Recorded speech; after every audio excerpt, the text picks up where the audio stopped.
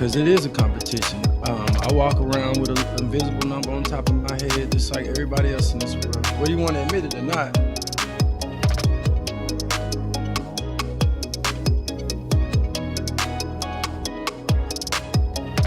You know what? Like every week they get better. It doesn't even really matter the topic, man. It's just, how can it be whack if everybody's being real?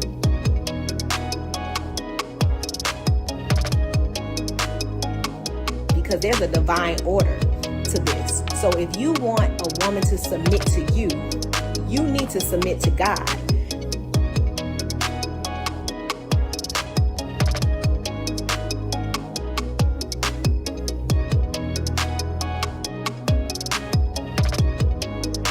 Polyamory is not based on I want to have sex with more than one person. Like, it's a committed relationship between a particular group of individuals, where it's 3 or 4, but they're not like, we're together and now we're going out, we're doing this. No, we're together. They're a relationship together.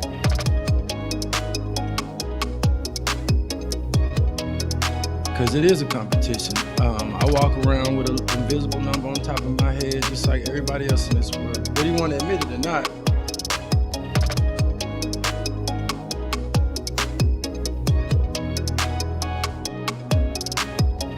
You know what? Like every week they get better. It doesn't even really matter the topic, man. It's just, how can it be whack if everybody's being real?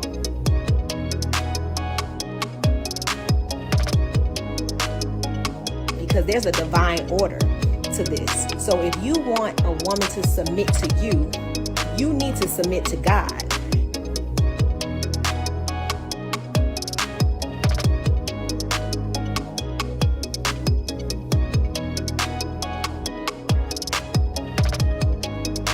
Polyamory is not based on I want to have sex with more than one person. Like, it's a committed relationship between a particular group of individuals, where it's 3 or 4, but they're not like, we're together and now we're going out, we're doing this. No, we're together.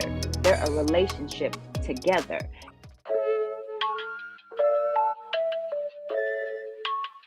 Cause it is a competition. I walk around with an invisible number on top of my head, just like everybody else in this world. Whether you want to admit it or not.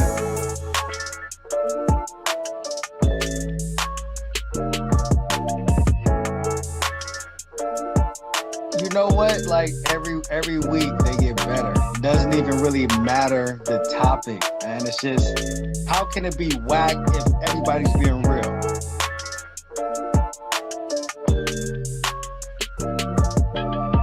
Because there's a divine order to this. So if you want a woman to submit to you, you need to submit to God.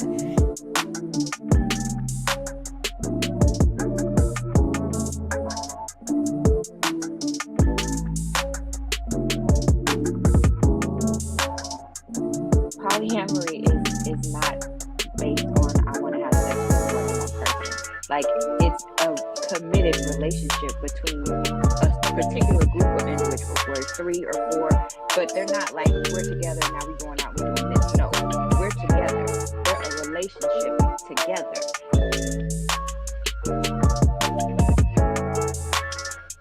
Cause it is a competition. I walk around with an invisible number on top of my head, just like everybody else in this world. Whether you want to admit it or not.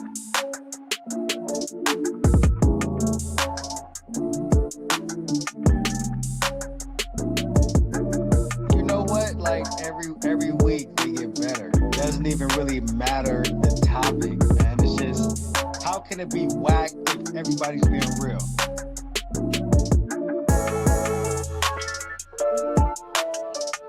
Because there's a divine order to this. So if you want a woman to submit to you, you need to submit to God.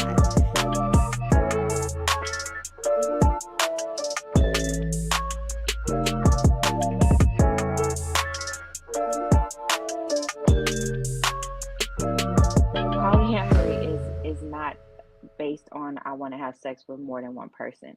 Like, it's a committed relationship between a particular group of individuals, where it's 3 or 4, but they're not like, we're together and now we're going out, we're doing this. Hey y'all, What's up, Gems and Jewels? What's up? Thank you. Chaos. Hey, Mr. Rucker. Hey, everybody. What's up, y'all? So let me tell y'all, okay, because I'm supposed to go live on Sunday. So I was like, let me go live so I can, keep my word to y'all. Cause I love y'all. I love y'all. Don't get it twisted. Okay. But I'm a basketball mom. Hey, M. Rochelle. Hey, y'all. Hey, AR. Hey, everybody. So I'm a basketball mom, y'all. So when my son got stuff going on, like I'm busy and I can't. So wasn't gonna make it home in time to go live at my normal time. But I was like, when I get home, whenever I get home, I gotta go live. I gotta go live. You know what I'm saying? So I'm live, y'all. I'm live because I made a promise to y'all that I was gonna do this every Sunday. And I am, y'all. Thank you, AR. Thank y'all for supporting me. I appreciate y'all. Hey, my brother from another mother. AJ is my brother, y'all. He said the page is under new construction. It is. Tawana G. Wait, y'all didn't see my little background. Can I show them my background? How do I do this? Let me see. Oh, y'all can't even see it. Oh man. I want to show y'all my little background to Wanna G. So since y'all can't really see it though, don't worry about it. What I want y'all to do though is see that Chicago skyline because I'm representing Chi-Town, y'all. I'm representing Chi. I'm like dropping jewels all over Chi-Town. So I just want y'all to know that this is where I'm from, born and raised. I always represent Chi-Town. I always represent Chi-Town. Shout out to my people from Chicago who be checking in with us. Hey y'all, hey. I am going to post this link so y'all can jump on. Let me tell y'all what I'm gonna do today because I just kind of jumped on and I was like, let me let y'all know that I'm still rocking with y'all. I still want to do this thing. I want y'all to jump on and ooh, this gonna be some spicy stuff. Cause I'm gonna let people ask me whatever questions they want to ask me. What is wrong with me? Y'all don't listen. If I don't know you and you don't come up, though, I'm not gonna let you on. Cause for real, it's too many trolls in these YouTube spaces, and I don't have time for it. I just don't. But before I do all this though, let me bring my boy Freezy. Hey, Freezy. What's up, Freezy? What's going on, Wanna? Man, What we talking about? I missed some stuff. nah, you ain't missed nothing. Freezy, listen, I'm freestyle. Look, I was gonna talk about your topic. I was like, look, I'm just gonna let people come up here and Man, start let's some cook. stuff. Yeah, let's whatever. You know what I mean? Because I'm ready to get in on people. I am. Listen, I was telling people that my son, he a basketball, he in these basketball leagues, Right. he do his thing. My son he's just, he's just dedicated to this. And so when you're a basketball mom, you just pretty much have to go to the games and then you don't know when the tournament's gonna end. If they keep winning, it keep playing. So I literally don't know what my schedule's gonna be like. So that's why I was late today. I'm a Unfortunately. basketball fan, so hey, I Yes, salute you. that's my baby. You know what I mean? I be cheering him on and everything. His dad used to do it, but his dad can't do it anymore. So I've been kind of taking on that role recently. Salute So to you. yeah, you know what? It's good. It's cool. I'm like, okay, I support my baby. And then it's like, now I'm excited. But that means that your schedule is kind of tied to theirs. So I was like, look, you if you got games on Sunday, I'm gonna have to figure this thing out because I got stuff to do. I got my people on Sunday. You know what I mean? I love my people, you know. That's So real. I want my people to come on, but yeah, so I said, I'm gonna listen, Freezy, this is what my crazy self just said. Let me tell you what What's I up? just said. I said I'm gonna let people come on here and ask whatever they want to ask. We don't care about that. We Bring, good, right? bring it on. Let's go. Let's Bring it. do this. Listen, Let's go. I'm posting my link in the chat. That's how gutter I am with it. You know what I mean? I'm like, come on through. You know what I mean? Ask whatever y'all want to ask so I can Listen. clarify. And listen, if you're scared, say you're scared. Say you're scared. It's No, cool. it's Sunday, right? If you're scared, go to church. Is it too late to go to church? They got light service going on. They might want to pray before they come on here. Because see, I'm in a mood where you're gonna get treated tonight if you talk crazy. Like you're gonna get treated. You know, I'm gonna wait, so you're gonna let anybody come on? Anybody? Yeah, they can come on. They can come on. Ooh, I'm good. that dog, let them come on up. Let them come on. Because you know what I'm gonna do, Freezy, if they act stupid, I'm gonna treat their life. You know what I mean? I'm gonna treat they fucking life. That's that Chicago shit right like, there. Right? Oh, you see. Listen, I didn't change the whole theme to the Chicago background because I want people to know where I'm from and why I am the way I am. I like this background though. Thank you. It's like it's elegant and gangster. Ooh, at the same time. With the jewels, I tried to put a little gangster in it. Exactly. Then I tried to like drop it with jewels and make it a little Tawana G. You know what I mean? Tawana I like that. G. AJ said, "Is this a smoke show?" I'm gonna call it a diamond buster. Diamond buster. I'm a diamond buster today. You know what I'm saying? Yes, I'm gonna get them today. Yeah. Shout out to AJ in the chat. On the block with Jen. Torrance Torrance about to come up here and clown with me. Okay, Torrance, come on up here because I love me some Torrance.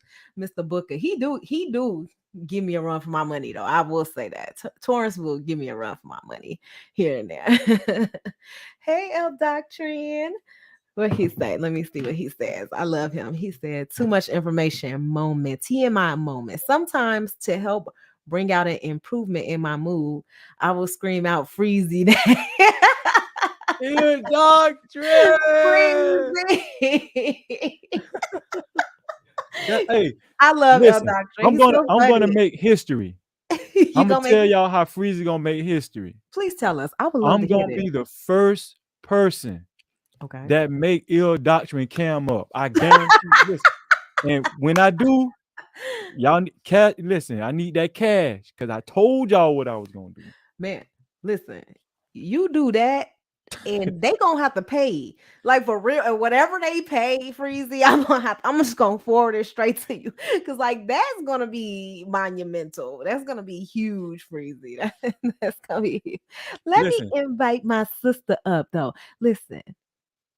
People don't understand this connection, but this is like my sister. Like this is from another mother. Okay, it's never nothing's going to interfere with this. Okay, so I want to bring my girl on the block with Jen up. Jen, what's up, boo boo? It's Tawana G. Hey, beautiful. I love the blue. I'm feeling the blue. Yes. So I just kind of changed up, put my little Chicago skyline in my background. I was like, I'm gonna change this up. I wanted to rebrand. I was talking to y'all about it. I like it. It's very different. I guess everybody got the memo. We all doing blue. Freezy, I'm sorry. I feel bad. You anemic. I'm like, you look cold. I'm like, Freezy. Nah, I don't know. I was just I don't know if I'm anemic, but I am. I think I'm low on iron or some shit. I don't know. Okay. That's what that right. So you got low iron, but you're not anemic yet. I don't think I'm anemic, nah. Okay. All right. But Jen, listen. Jen, I caught like the tail end of your show. I want to cam up so damn bad, but I couldn't. Huh? Today? Yeah, about you were talking the Christian, the Muslim, and the atheist. Yeah. Well, we're gonna do it again. We're gonna do it again because E Black was like, it's not enough time for me to really get into it. We only had an hour, so I'll do it next Sunday. Summarize it, because I was like, still at the game, transitioning to the car. So what happened? Because I'm gonna go back and watch it. Actually, I want to watch. First, I wanted to do a pre-show for him, like to get him buzzing in the algorithm for his show, because I wanted people to go over to his show. His show, it's a sitcom for me. Black Show is like, he's like, Black Show is so good, y'all. Go follow that. Yeah. If y'all ain't subscribed, go subscribe to that man. He is hilarious. I love he's it. hilarious. He's like the dust buster. That's what he should call it. He's a dust buster. He is. Who you gonna call? E Black. For real. So basically, it was just like, you know, atheists, Muslim, and Christian just discussing their beliefs and their non-beliefs and how they see things. I just wanted to have a discussion about religion where people not really going at each other or being judged for what it is they believe. Like I want to show you, like, you can believe what you want to believe. It's not going to change me. I'm not going to change you. But let's hear what you got to say. So we'll do it again. Have you always been an atheist? Because I didn't watch your show. I know you talked about it. No, I can answer that. No, she hasn't, right? I would love to hear. Yeah. No, I dabbled in a lot of different religions. Like I was always searching for like, okay, this one doesn't make sense. Let me go over there. And then I'm like, no, that's the same as this one. And I'm like, well, let me try that. This one, you know what I mean? So I did Jehovah's Witness, I did Christian, I did Catholic, I did little bit of Baptist. I did a little bit of Scientology. I didn't volunteer for the Scientology though. I was dating someone and they were into Scientology. But yeah, so and then after a while I was like, you know what, this ain't for me. I just don't, there's nothing in it that is making me believe that this is real or it exists. It's just my experience. I understand why other people, you know what I mean, they have their journey and their beliefs, and I'm like, cool. And I'm like, you know, like I said before, I recommend that you do whatever it is you need to do to keep your faith, to keep your hope, to keep your whatever it is. Right. You do that, but it just wasn't for me. Like I was like, I couldn't get jiggy with it. I could not get jiggy with it. I was like, none of them that were you like kind of committed to one and then you was just like, or no, it was just it was always a tippy toe in and yeah, it was always like I you know, when I was a Christian, I was like, you know, I was going through the motions, like, okay, Christians pray, Christians believe this, Christians go to church, and I was doing it, and I always felt like I was doing it for somebody else. I wasn't believing it. Like I would pray and I'd be like, I'm not talking to anybody.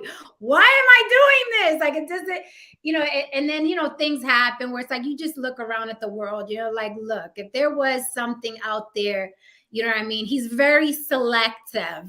Okay. And he's very selective. And, you know, the whole, I mean, it's not just like, oh, where were you during slavery? It's not just that. It's like, you know, me getting a promotion and then a 5-year-old getting brutally murdered somewhere, right? I couldn't justify in my head that I deserved that promotion over a 5-year-old surviving a brutal murder. And it just stopped making sense. I was like, this doesn't compute. It doesn't make sense. And I'm a real black and white person. 1 + 1 = 2. Yeah. I got a question. Yeah, I got a question for Jen. Go ahead. This is supposed to be asking Tawana questions. No. It's an open panel. Everybody on the panel is free for. When you came up, Jen, it's like they can come on here and ask you questions now. Okay, all right. It's a free for all panel. Okay, I think I have the gist of the definitions, but I want you to break it down to me because I know you know. What's the difference between an atheist and an agnostic? Is there a difference? Yeah, it is a difference. Like atheist, like I don't believe at all that there's some entity, you know, got puppet strings on us and is waking us up in the morning and curing cancer. I don't believe it at all. Agnostic, I believe, is that you can't confirm or deny. So you can't say, and maybe AJ could confirm because I'm not like well versed and there's so many different labels. But to my understanding, agnostic is I can't confirm that there is a God, but I'm not going to deny there is a God because I don't know.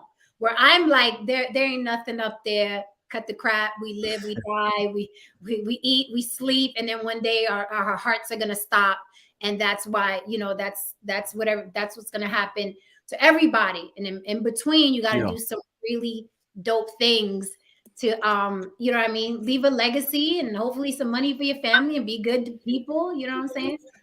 Yeah, I think that's what agnostic is kind of like. Okay. Tristan. Hi, Tristan. Hi, Haran. Hey, how you doing? Hey, I happen to be agnostic, by the way. That's Oh, you accurate. Okay, So you're AJ, agnostic. AJ So said you that's can accurate. expound on that. Yeah, Agnostic. that's and the So Cannon explanation. said agnostic admit they just don't have infinite, Okay. infinite or Finite infinite answers. answers. Okay, I'm so we got agnostic. some. All right, so we got agnostics in the building. Okay, Okay. see? Okay, good. You can actually that'll be a great topic because I would love to hear about that because I feel like I Yeah. identify with that actually. a Yeah, little I was bit. always confused. I always identify with that, even my whole life, even when I was baptized both times. They were kind of like, "Are you sure you want to be baptized?" They So- were asking me, "Are you sure So you listen to Wanda. want to do this?" That nigga Dollar. I can answer that. Okay, go ahead. I can answer that. He said, I got a question for Jen. Tell us about the pack you was holding for them corner boys you so-called don't know. And I know what he's referring to. I'm talking about. Yeah, please answer him since he want to come in here. Definitely. Because I call the dust boys in this space, right? I'm like, I really relate them to the corner dudes that I used to walk by, right? The guys that we had to ignore going to work and coming back. Now, when he's talking about the packs, I think he was talking about, I think you're referring to when I used to sell crack when I was 16 and 17.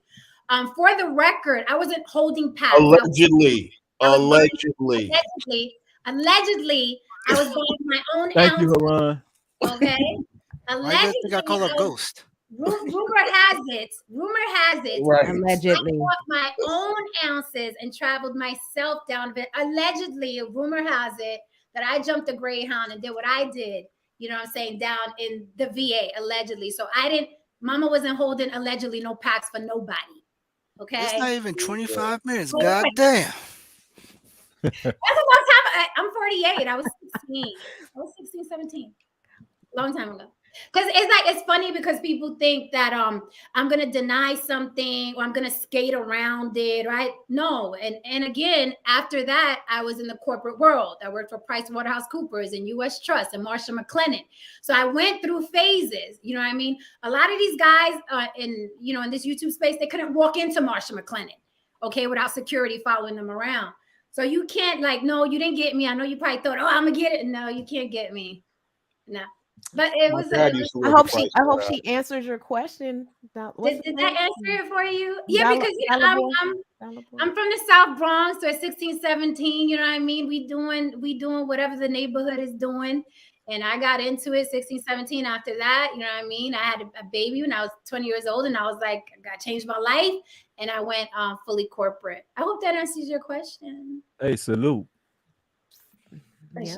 I don't regret a thing at all. How do you if you got a follow-up, honey, put it in there. What you say, Tristan? How did she get in that corporate job? Who did she stick up? I can tell you. Tell them how you got in there. Have you watched Inventing Anna on Netflix? Oh my God. Oh. So it's similar to that. Like I lied on my resume. I said I typed up a resume. I put degrees that I didn't have and experience I have. He responded. He said his whole point was you said you walked past them, but you was holding packs. You wasn't getting your own work. Stop the cap. Okay. If he thinks so, but he or she, whatever it is, I don't know, that nigga Dollar. Man, but what kind of you conversation my word for it or that nigga Dollar? Like you don't know me. That nigga But no, hold on. Don't be This a man. This the thing, though. Who cares?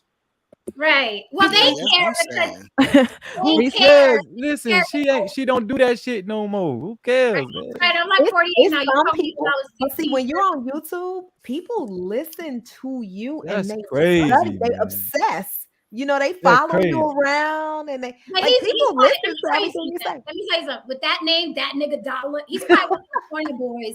And he got offended about what I said. Yeah. That's what it is. That's right. Like he got offended because he's one of them corner boys. And I said I walked by the corner boys. So now he's trying to say I didn't have my own work. Okay. Yeah, right. Listen, I didn't have my own work either. Go tell your homeboy that. Allegedly. Yeah, allegedly. Exactly. Y'all over here snitching on yourselves. Stop it. Allegedly. He helping you out, Jen. Cannon said, I'm super open about it. But no, the corner boys, I used to walk by them all the time. That is, I mean, they're on the corner and going to work. You pass them, coming back from work, You passed them, they're still there 20, 30 years later. When you go back to the Mhm. neighborhood, they're still there. And maybe he got offended. I don't know, but it's not my I business. think he did, because I'm gonna read his next comment. But let me say, Cannon said, many do. So many in the Black community think you worship the devil just because you're agnostic. And That's why I true. make fun with the horns. That's why I do that. That's true. That's true. We have every right to be hesitant about a religion that we were forced into.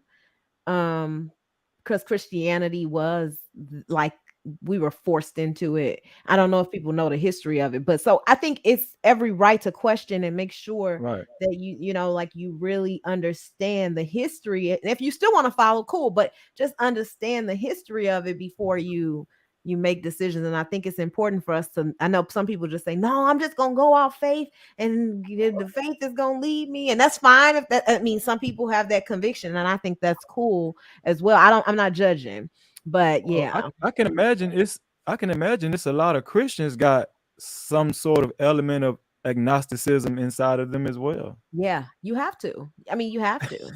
It's I probably normal. I had a woman that I wanted to marry. She Okay. didn't want to marry me though because I was agnostic. She was a Christian. Okay. Mm. She thought that I was about 2 steps away from worshiping the devil. Mm. Um, as the young lady described, and I believe that I mean, as a people, as Black people, I feel that we need to really take the time to think outside of the conditioning that we've received, throughout our lives. Whether it be through religion, whether it be through customs and so on and so forth, because there's other people and there's other worlds out there, and you can't judge a person's moral code by what they're not aligned with you on. You could agree to disagree on certain things, and that person could still be a good person or not a good person. We can agree about something, I still be a piece of shit. So, I think a lot of times with Black people, we're just a little bit too rigid. We're just a little bit too rigid, and I think that's connected a lot of in a lot of ways to us constantly holding on to our quote unquote Black card. Like, for instance, I visited quite a few times, in my life. I visited the Metropolitan Opera House. As I've told you guys, yes, the Met. And as I've told you guys, I'm a musician. So I've explained that a few times to a couple of partners and so on. And some Black people look at me as if that is just strange. And why would I want to visit such a quote unquote white establishment? Well, I don't see it as a quote unquote white establishment. I see it as an establishment that basically appreciates a particular brand of music that I do love. I love classical music, just like I love jazz, just like I love R&B, just like I love, rock and so on and so forth. I think a lot of the limitations that we put on ourselves, as a people, they tend to spill into other areas of our lives that keep us from growing. And I'm gonna stop ranting right now. No, I want to read this. So M. Rochelle, she said we all fluff our resumes. And so that Nick Dollar said, that Naker Dollar said, she on here judging Nakers. He thinks you're judging Nakers. That's what he said. He'll be all right. Here's my advice, just as a friend, like, don't get so obsessed with someone that you're never going to meet, break bread with, have children with, marry, be related to. Like, don't get so obsessed about something that you heard me say. Don't let it trigger you, because you and I are never going to connect. So it's silly. That's like you saying something about Puerto Rican women a year ago, and I'm like, that's the guy that said that thing about Puerto Rican. I don't care. You and I are not going to connect. So like, just let it go. Just let it go. Like, let it go. As far as me judging niggas, I'm always gonna judge. I'm always gonna, even when I was in the street, I was judging niggas. Even when I was in the street, when I was in corporate America, I was judging people in corporate America. On YouTube, I'm judging people on YouTube. That's never gonna change. I'm always going to judge. Call me judge. Everybody judges everybody, man. Like, I mean, everybody judges we everybody. kind of get supporters based on our opinions about people. It's like it's our judgment of people that kind of gets us there. You know, it's And I just think kind of that it's who you qualify Though, as. Jen, Speaking of religion, I think judging, you know, it gets a bad rap because they automatically connect it to religion, and religion says you're not supposed to judge. Right. Judging is conducive to survival. We constantly have to judge. I'm going to judge you, judge me. Judge me. Figure out if I'm a good person to have in your life, around your children, around your relationship, around your family, around your mama. Judge me because I will be judging you. It is conducive to survival. So You know how what they're saying is Haran, both- hold on, Haran, because we on Lock Nation. up? Hi, we on Lock Nation. He had a comment about your opera. He said, my wife used to love classical music from Tarowski. I think he's trying to say Tchaikovsky. I think he's trying to say He's not saying Tchaikovsky. The Phantom of I the never heard of Opera. Tchaikovsky. I think he's trying to say that. Okay, It's Tchaikovsky. Yes. Tchaikovsky. Okay. So he said that his wife used to love that from the Phantom of the Opera. All right. It's a beautiful piece, actually. That's your wife has a great taste. She definitely great. does. Well, shout out to you, We on Lock Nation. I appreciate that comment. Does anyone know that there used to play? I used to play for all my children because I got a lot of kids. I got 3. Oh Jesus, I got so many kids. But for all my children, I used to play opera music while they were in my. I would put headphones on my belly and I would play opera music for them, classical music all the time. So because that's supposed to stimulate brain cells and help them formulate brain cells earlier. And my kids are really intelligent. I hope it's because I used to play that.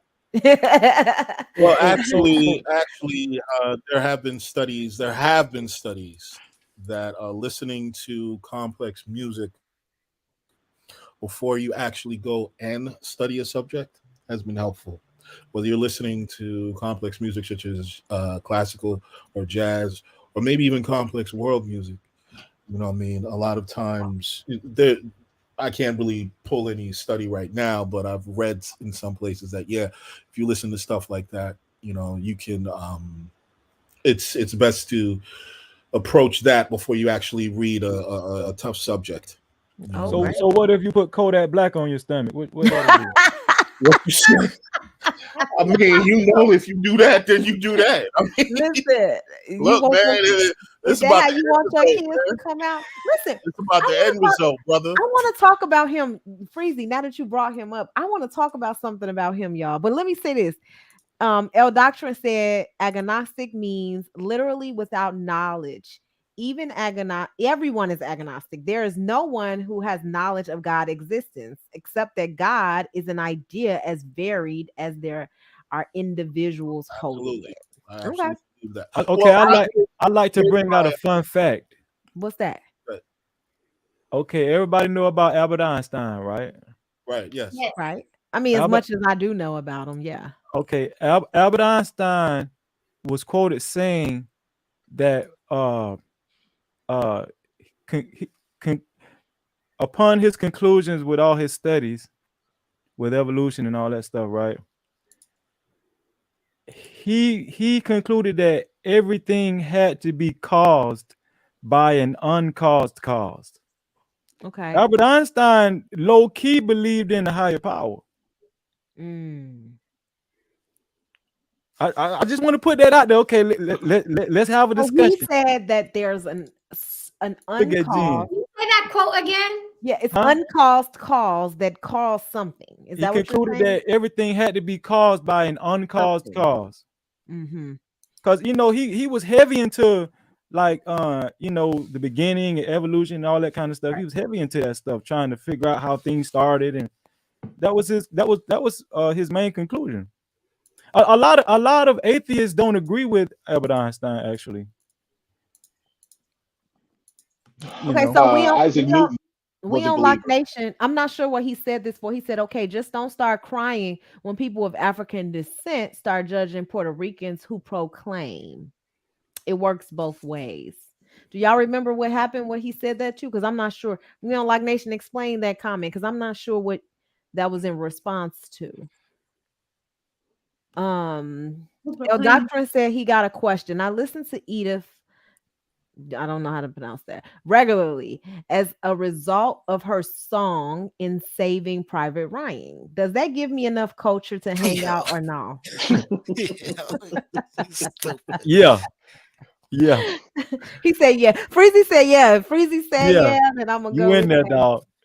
Hey, M3. Hey, Knowledge and Relationships. Hey, y'all. Hey, B-Rock. Thank you. So here's the thing. Here's Reese. Hey, Reese. What up, y'all? What's going up, on, Reese from Philly? Reese.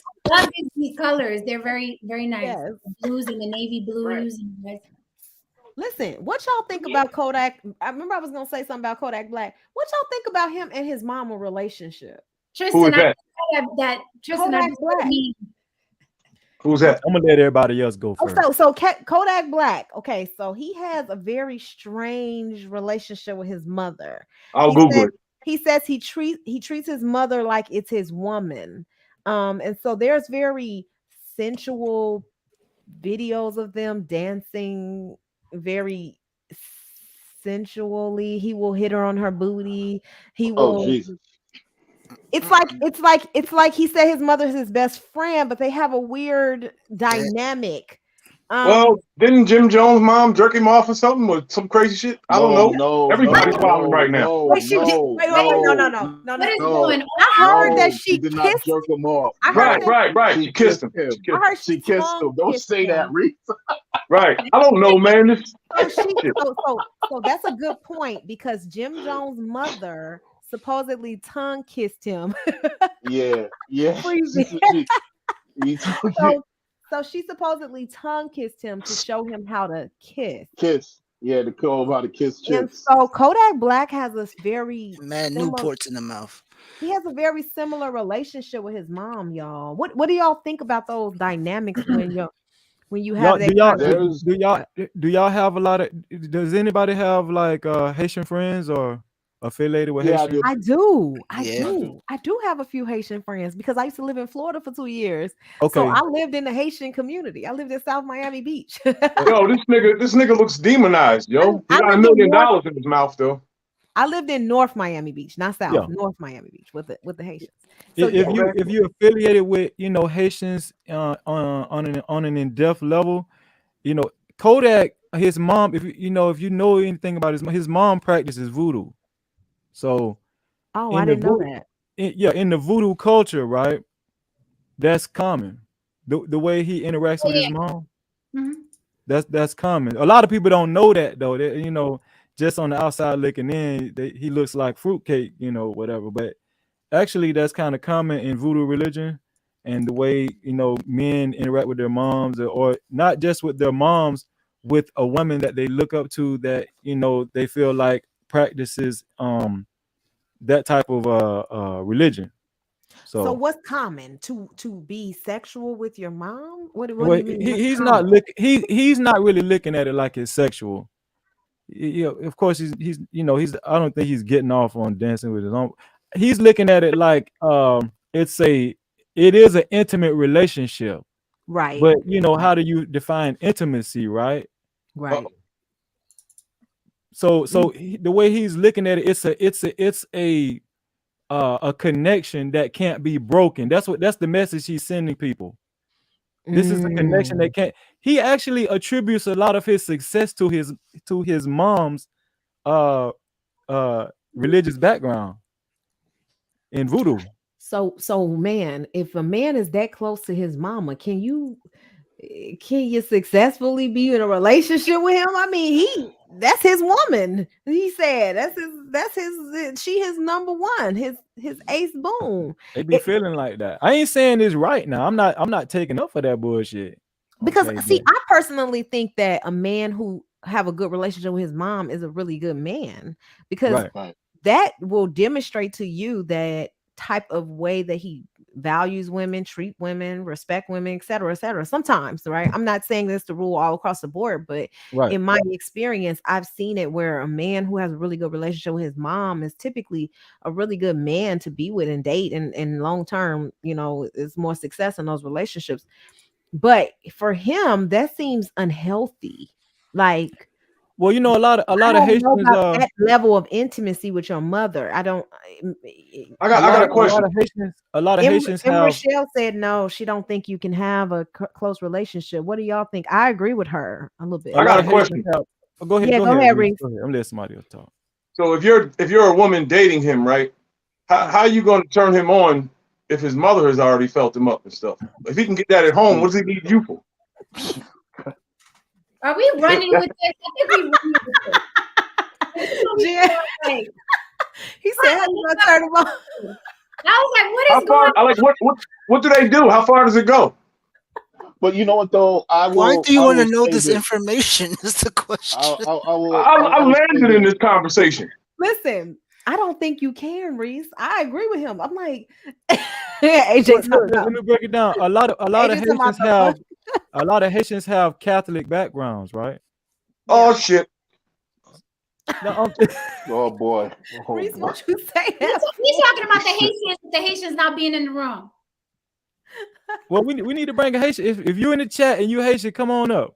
Feel Right, free. right. You're welcome. I Yeah. really, I don't want no voodoo. I'm out of here. Y'all bring a Haitian up in here. Man, that Oh, shit can't don't hurt you, say dog. that. Come on, I got Don't you. I say got that. you. well, I'll hit this red X. we'll just put you backstage until they get off. Listen, We'll bring you. Seriously, that if shit anyone can't hurt Haitian Jen in at the all. Jen chat, don't even believe in that shit, so we know it can't Right. hurt So, Jen. Jen, listen. Jen don't care You about that. protected. If You you got protected spell for on this. money, give it to me. How about that? I'm with Jen. I'm with Jen. I'm atheist. So here's the thing. He said, I don't know. Maybe Kodak Black Mama can teach her the game. Okay. Oh, I guess what I was gonna okay. say was a lot of Haitians have Catholic backgrounds. Right. If you go into Catholicism and Catholic history and the Roman history, you know, we have a story about Nimrod, right? We know what Nimrod was on another level. We know how Nimrod interacted with his mom.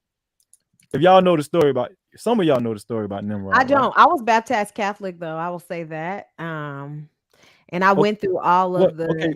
I went through all those sacrifices and. Yeah, I went through all of them. Yeah, because you know you gotta go through reconciliation, baptism, confession, you know, marriage, etc. I did all of that under Catholicism, but I don't know that story. Go ahead, Freezy. Why don't you? A lot of historians believe that Christmas derived from the story of Nimrod. You know, with the gifts under the tree and all of that good stuff or whatnot. But Nimrod had a romantic relationship with his mom, and his mom actually got pregnant from him. Mahogany. Yeah. His mom got pregnant from him. From his son? From her son? Yeah, from Nimrod. And that's how they determined their legacy. They wanted to keep it, in the family. Right. There's actually a lot of rich, wealthy families that believe in this same practice. So I won't say a lot, but there's some. So people, right. Because I mean, it happens. Obviously, no, it's illegal.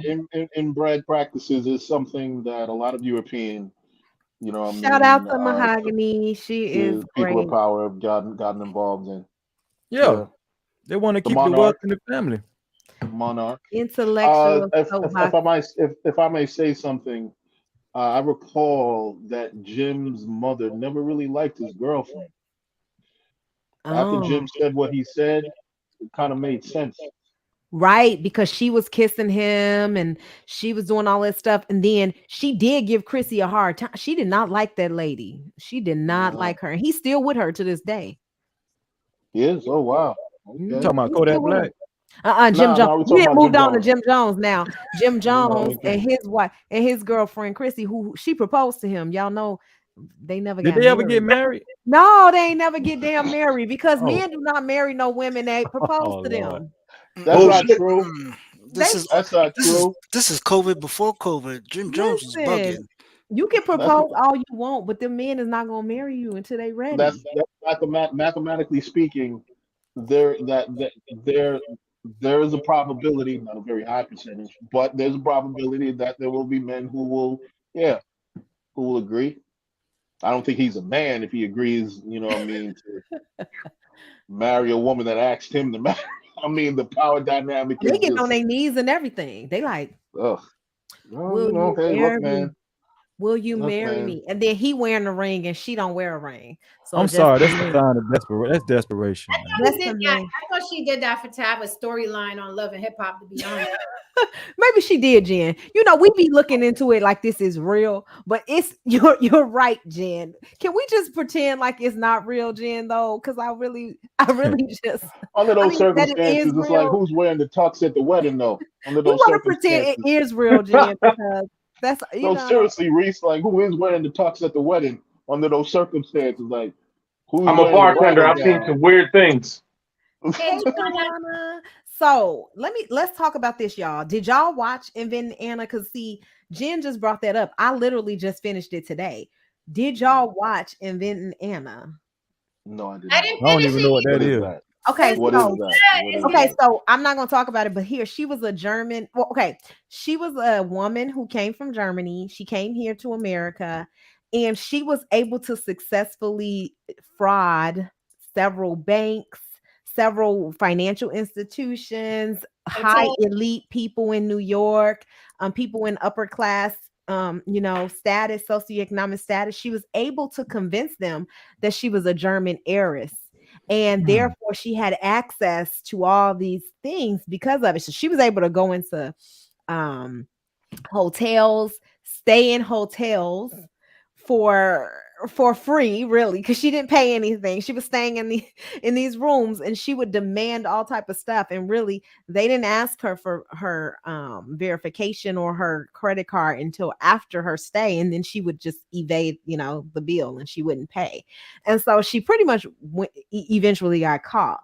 But she was able. The reason I'm bringing her up is because she was able to get away with so much because she was a woman of no color, is what I like to say. She was a white woman. I don't want to say that, but she was a woman of no color, and she was able to just pretty much convince people that she was in this socioeconomic status and just get away with millions of dollars. I mean, she owed so much money. And she was eventually caught and arrested and tried and went to jail. What's the name of that? It's called Inventing Anna. It's on Okay. Netflix. I think we have to look at this from a particular lens. I try to tell people, on a very base level, white people, they benefit from the halo effect, while people of color, they don't benefit from the horn effect. Those are the two different things. You can look this up. Those are the two different concepts that lie at the core of sexism, racism, so on and so forth. So there's another movie called Catch Me If You Can. Oh yeah. And I remember that one. you I guys love are that familiar movie. with that. So great movie, yeah, great movie. And Leo was just getting, this was a real guy. This was based on a real dude, real white dude, who was just pretty much getting away with every fucking thing, just because he was white and looked the part. And that is the true. That is true often more times than many, because of the halo effect. And in some sense, what you kind of get into pretty privilege. That halo effect, that, oh, this is because if they that say, weirdo, what's up? that weirdo was back in the chat. That shade dude. Oh, okay. Let me block this because I don't have time for this today. Like seriously, I don't. I just don't have time for this today. I don't understand. But go ahead, Haran, because you were making a good point until we got distracted here. Okay. Yeah. So basically, what I'm saying here is that, black people, we kind of have to.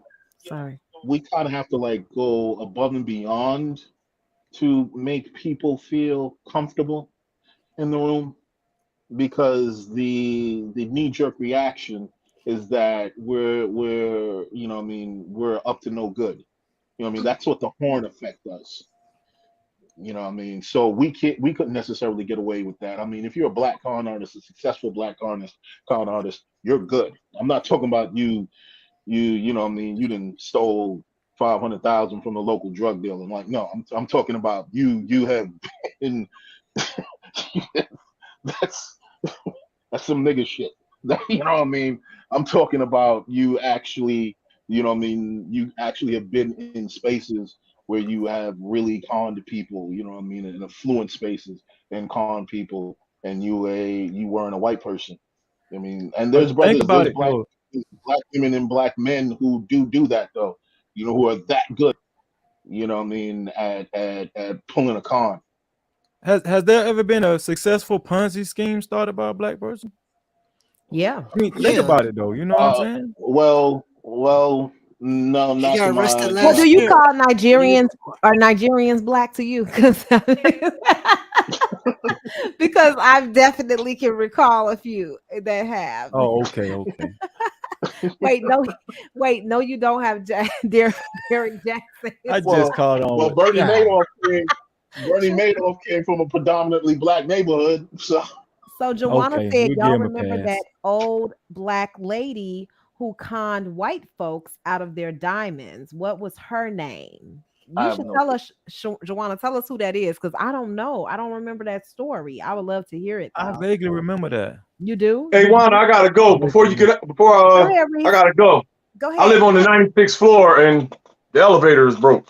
96. I'm What? kidding. Hey, you said your son played ball, right? Yeah, he does. He does. Yo, do you care if anybody talks about their channel on here? No, go ahead. Shoot. Oh well, so I destroyed somebody yesterday one-on-one because they kept calling me out, and I put like a little demo video breaking down the West Philly style basketball on my channel. It's like the second to the last video and the third to the last video. Told them to go check them out. I got some slow motion shit on there and everything, and it's a nice Oh, little good. one-on-one I where I didn't even trashed know you somebody had a yesterday channel, morning. Reese. Could you post your Yeah, channel? I didn't even know you had a channel. What the heck? How did sometimes I when you not talk know about that? your channel on other people's shit, they get mad, so I don't say nothing. I Oh, well, don't. I'm That's not like that. crazy. You can talk about your channel on my channel. So go ahead, post your channel, Reese, I'm on because this song. my son does follow basketball. You don't curse or nothing, do you? Still play Now, basketball, Reese? oh, God. Reese just Oh, he got off. left He has to already. get off. But But I hope listen, you I don't. just I hope you don't be seen. cursing and stuff. Talking about my 13-year-old son to follow. I gotta ask you some more questions, Reese. I gotta watch it first. I gotta watch Wait, it. he's 13 though. Yeah, my baby's 13. So what that mean, I'm Tristan? listen. I was I 13. I try to I was snitch on him, 13. but I was 13. Let me I tell was you a real 13. story. I was at my family's event, and my son, like his uncle-in-law, right? Because from my husband's side, he was like, "Man, I love Isaiah IG page." I was like, "His IG page?" Now, I don't know that he has an IG page. I had no Mhm. idea. So I'm Uh-huh. sitting there like, "What you mean?" He was like, "Yeah, he be posting all his videos and stuff." So I go find out that my son, this was a couple years ago now. So now he's, I knew, now I know. I found out my son is on IG because his uncle-in-law, told me. And he was like, "Oh man, don't be telling Isaiah I tricked on him." I'm like, "Nah, ain't no tricking. You supposed to tell me I'm his mama. You supposed to tell me." Throw the cheese in the chat. So he was like, "Don't be telling him I tricked on him. Don't be telling him I tricked on him." So that's how I found out, Tristan. So now you trying to tell me that my son be cursing. That's what you saying. That's what you're saying, Tristan. listen, he did it before 13. It's a guaranteed fact. I Hey, listen, mean, we're They talking about inventing Anna, right? yeah, That go ahead. Inventing Anna. I Yeah. just seen. I don't know if it was Netflix. No, it wasn't Netflix. It was I think it was Amazon Prime. I just watched The Tender Swindler, right? The movie for the first time. Let me tell you something. Ooh, Listen, I heard about that. The if you Tender. haven't watched it, you got I to gotta watch watch it. it. He's You a got legend.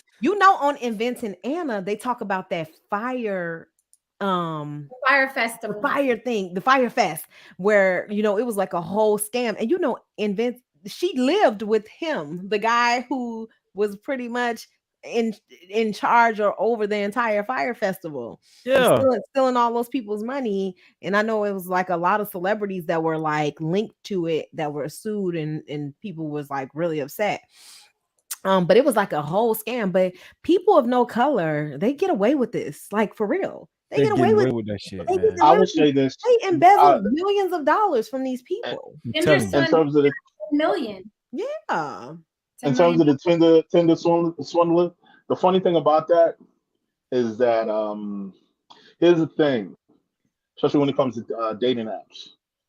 So they got these guys from you had a particular guest on the panel one time before. I believe he was saying something on the lines, especially I guess he was referring to dating apps, that most of the women go for 20% of the guys on these dating apps because those would be considered prime stock. And there's a lot of guys who, for the rest of the guys, 80% of the guys, they have access to a very small, poultry of women, and women who most of the women they have access to, you wouldn't necessarily call them prime stock. Anyway, here's the thing. Here's the thing about the Tinder swindler.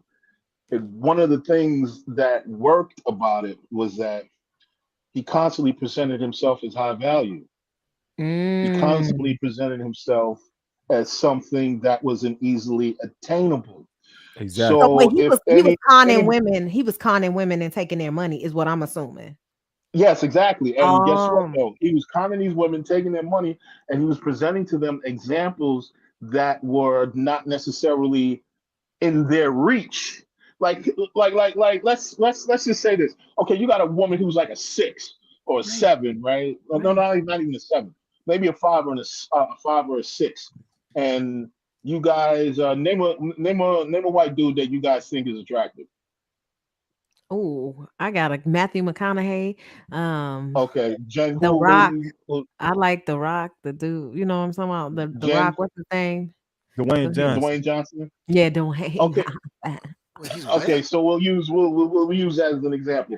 So in the tennis one, what was being presented was that Dwayne Johnson was basically hitting up chicks who are like average, or like maybe a 5 or a 6 at best. Because they need the low self-esteem, or they want women who have They was lower like in their mind, they're like, self-esteem. oh my God, I got a shot at Dwayne Johnson. It wouldn't really work in the context if they were 10s or you know what I mean.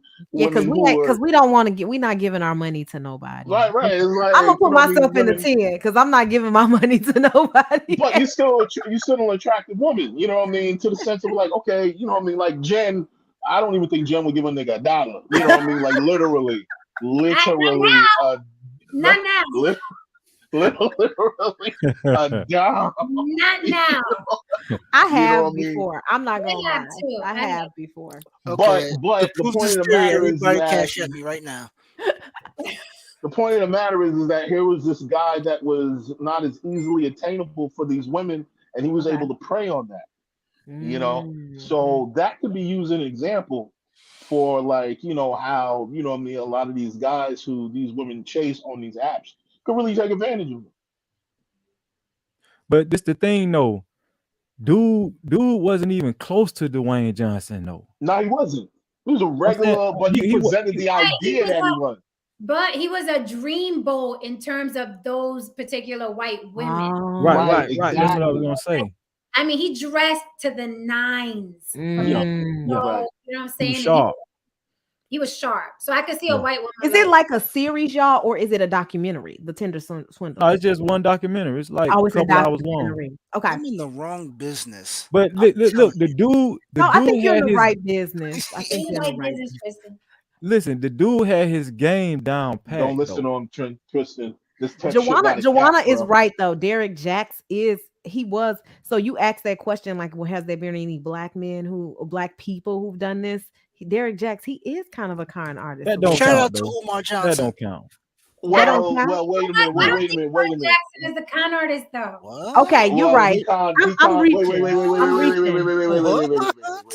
Wait. How is he not a con artist? He is the greatest How con is he not a man con ever. artist? Hold on a second. We need to. I think I'm gonna need to call Cat for a Yeah, little bit. we This need might to be the hear. We first need to time I'm hear what pushing Jen's back on saying. y'all. This Hold up. finna be what the show. How This finna be what the show about right here. how is This the this topic of the gentleman? show How right is here. that Just hold it gentleman right here. not? We gonna talk about this. How is Yeah, that Jen, how gentleman is he not a not a con con artist? artist? Let's talk about that. I'm just How waiting is so he I not? can answer. Now, what you say? I'm waiting so I can answer. I'm like, you set up the Okay, question. no. Wait a minute. Before we go into that, let me also throw in there. How is he not a con artist? But can we say that Kevin Samuels is a con artist? Oh, God. He is. He is. No. Wait, Tristan, let him talk. Who you asking me? No. Jen, I'm well, waiting for Jen the said ladies to he talk. This is wasn't. the Oh, we're ladies. gonna let the ladies talk. We're gonna let the Yeah, we're ladies. gonna hear we what gonna let Jen, the because she ladies. said he wasn't a con artist. She don't This think is it's why funny. I don't think Kevin Samuels or was it Derek Jackson or mega church preachers are con artists, because they all do the same shit. They're just selling you. They're peddling salvation, right? It's a hustle. So Derek Jackson cheated on his wife, right? But he wasn't telling those women that are putting money in his pocket, hey, if you get with me, I'm going to be with you and I'm never going to cheat on you. He never said that. Same thing with Kevin Samuels. Same thing with the mega church preachers. They just peddle the hustle of salvation. They peddle the hustle of tickling your ears with what you want to hear, right? And that's why Derek Jackson, he still has millions of people following him, because the hustle are the words that sound good, right? So in my opinion, that's not a con. He cheated on his wife. He didn't cheat on those women. Those women are paying to hear those words. He is delivering. Kevin Samuels is getting paid to say those words. He's delivering. The mega church preachers, they're getting paid to say those words. They're delivering, right? In my opinion, a con artist is the Tinder swindler, where he literally pretended to be in a relationship with you. He pretended to be something he wasn't. You know, he was taking pictures in private jets, acting like he had money and directly dealing with one person. That's a con artist to me. But these other guys are just, they're telling you what you want to hear. It's just like rappers. Yeah. It's just like singers. Them rappers aren't. Okay, so we can say that we're entertainers. Yes. We can call them entertainers. Okay. Yes, that's a great way to put it. Well, but Derek Jackson, in my opinion, he pretended like he was a good guy, and that really was not a cheater, that really believed in these values. And so he was pushing men to be like him. And that's the part that was kind of sketchy for me. I don't know if it's con artist, but it's definitely deceitful. Right. But it's like the mega church preachers, like the ones that it's the same thing with them. Yeah. Like you would think like, oh, wow, you all prayed up and you'll never sin and you'll never cheat and you'll never lie. But it's like they're doing the same thing. But I've never considered them being entertainers. But that is how I would look at them. It's like rappers, like they're talking about killing people, you know, doing things to people and selling. And they didn't do half of that stuff, but we enjoy it because you know, it's like, yay, we could relate to this because where we're from or whatever the hell. But they're entertaining you. Like they go home to their mansion. They don't. But what about what's that preacher who was like, he literally was like sleeping with the men in the church and everything. Eddie Long. Like there's a lot of that. Now that to me, that's almost con artist. Like you kind of like you on the line. There's a level of being deceit a con involved. Artist to me. There's a level of deceit involved. Now I understand that's what a Jen lot is of saying. deceit, though, y'all. Well, what Jen is saying, I understand what she's saying, but I will be remiss if I did not say and buckle down and say that, okay, Derek Jackson, he misrepresented himself. I can say with Kevin Samuels, and just to be clear, I don't think I've ever actually watched a Kevin Samuels show. I've seen some sound bites and some of them things. What is his channel called? It's called Kevin Samuels. It's called Kevin Samuels. You know what I'm saying? I mean, it's you know, some of the things he says it's funny here and there. You know, I mean, I understand his audience, so it is what it is. Yeah. But I mean, when the pictures started popping up of him looking rather, you know, I mean, dainty and nice, sweet. and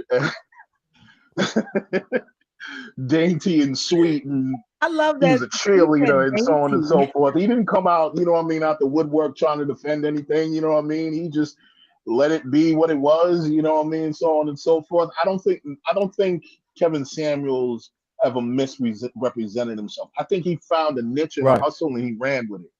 Yeah. You know what I mean? I agree with Annalicia. They are frauds. They're not. But see, Right. the way I look at life is like if you got conned into something, half of it is your fault. I guess that's why I'm Right. looking at it that way. But I watched Derek Jackson and I've looked at it like, y'all really believe this? Like, Right. I look at Kevin Samuels Exactly. and I'm like, y'all really believe this? I look at mega church preachers like in Gaza, I'm like, y'all really believe this? So since I look at it that way, because I'm not on the receiving end of like being conned by them, I look at them like y'all are clowns, y'all are entertainment to me. A lot of people take these people serious, and Yeah, they do. resonate with that pain, that unresolved issue. They resonate. Well, that's what it is. That's what it is. A lot of it is unresolved pain and issues, and some people can't afford therapy, so they either self-medicate through, you know what I mean, through drug use, or they fall into these traps. Like, look, listen, this stuff ain't that different. I would say this with a great degree of certainty, but this stuff ain't that different than motherfuckers who fall into cults. You know what I mean? Some Jim Jones shit, and you know, so on and so forth. You know what I mean? Because I mean, these spaces are getting very cult-like. Yep. They're getting very cult-like, They will and kill for their leaders. Like they will, because there's like, oh, don't say nothing against it. They will argue man. to the end. I'm gonna give a little pushback. Yeah, what's that? What's that? Let me hear. Okay, we talking about con artists, right? Con. Yes. Okay, the Tinder swindler was a real con artist. Yes. It's a difference between the Tinder swindler and Derek Jackson. I'm gonna tell you what it is. The Tinder swindler, he started out knowing he was going to con you. He knew this was a con. He knew. Listen, this dude, if you follow his story, he got locked up. This dude started conning as a profession at 17 years old. Dude got locked up at a young age for conning. This what he do. I truly believe that Derek Jackson, when he first started his messages on YouTube, he really believed his message. He wasn't conning. It's no different from a basketball player that grows up from little league to high school, right, to college, to NBA. He really had a passion for it. But you know, once he got in the NBA, he couldn't handle the limelight. Dude started snorting coke. He started messing with all these women, and he just got involved with it. He got turned out. So a lot of these guys, they believe it's a difference between a con artist and a dude that just can't handle a certain level of fame and notoriety. So that's what I was saying.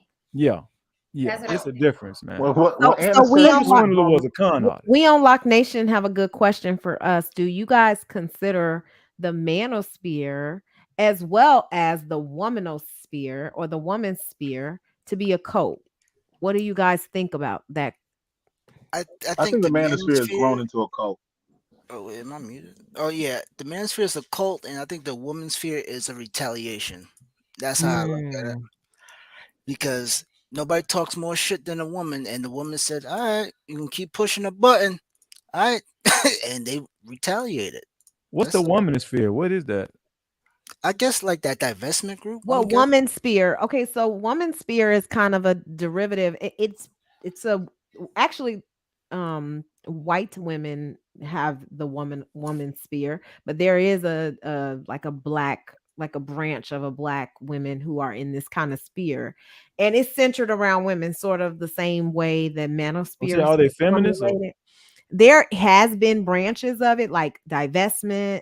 There's feminists. Most of them identify as something, right? Some people don't identify as divesting. Some people don't identify as feminist, but there are branches of the woman sphere, just like it is in the manosphere. There's different movements within, just like how the manosphere, how y'all say Well, there's good people in the manosphere. There's Yeah. the woman's sphere is not womanosphere. I'm sorry. Woman's sphere is different, is the same, where there is feminist conversations, but there also are conversations that are just completely different from that, maybe just but centered on women and really informing women about things that they, that affect us as a gender. And Right. sometimes the black entity of it talks about things that affect black women specifically, right? Mhm. And not What are some of those things? I don't know this. I don't hang you around in those know spaces. Wait, so that divestment and the women's sphere are not the same thing? I thought that's what that was. I don't know. divestment is a division of it, just kind of how like MGTOW is a division of the Okay. Okay. manosphere of the Listen, man Annalisa of is the man. she the Yeah, goat, it's man. Yeah, so she has to explain that so because she's the divestment only one is that can teach me it. Annalisa said Booty Goon Samuels. yeah, Crazy, it's man. it's a division of it. Divestment. There's some women who decided as a retaliation or a response, whatever you want to call it, as a response to what was said. Some women decided, okay, we're going to just divest from black culture and black men, and they're just going to do something totally different. And then there's some women who decided, no, I don't want that, but I am a feminist and I just believe women should have a choice. And then there's some women who decided other things, and some women who don't identify as divesting or anything. They just are Okay. that they just understand some of the issues that affect women in general. And then black women, we have different struggles. We always have to differentiate ourselves because our struggles are a little bit more complex than just what other women go through. I mean, that's just my opinion of it. I'm not trying to be I got a biased, question for the but ladies on the panel. yeah. So we talking about the manosphere, right? I don't know anything about the woman's sphere. I don't know, but okay. Can you guys give Anna, come up Anna a and link? tell us, because that's Can you my give Anna a link? perception of the I, Because women's sphere. I was she'll not explain told it. you're going to deal with all this when I was supposed to be an adult, okay? I don't want to be an adult anymore. This is too much. Well, Too much listen, adult these right YouTube wars about the manosphere, but do you all think that it's a cult though? Do you really do you think I it's a believe the cult on manosphere both is the cult. sides? Oh, let's answer that question. I don't know anything about the women's sphere. I think that anything has the potential to be a cult once it becomes extremely extremist. Uh-huh. Once it becomes extremist and there's no space for gray areas or critical thought. I mean, that's one of my biggest issues with religion. When you become too ingrained in your faith and you leave and you just dispel the concept of human error away, or just just the human condition itself, then you just become this person that's just basically spitting points that you're constantly being fed. And that's what I'm seeing in a lot of these in these manosphere spaces. I can't speak, for the women's sphere. I don't really know what's going on. I know a few things that I might see here and there, but I don't really know. But the manosphere, it's becoming very, very, very cult like, and to the point where I'm seeing guys like, you know they just can't wait for women to hit the wall, and they can't wait. I mean, like, I got into an argument with a guy, who's probably, who not even probably, he was some dude who was a part of the, manosphere. I can just smell it on him. And we got into a bit of a disagreement about Halle Berry. And I think she was on the AARP, cover. And I was like, oh, wow, she looks great. And dude just proceeded to just pound her, and just like, oh, she's an old woman, and she's shaking her ass on her IG. And I'm like, what does that have to do with you though? Has What I he mean? Because not at the end seen of the Halle day, Berry? at the end of the day, even under all those circumstances, you still couldn't get her. Like, you, all that she is, as dirt old as she is, quote unquote, according to you, you don't got a shot at her. So you know what I mean? Let's just call it what it is.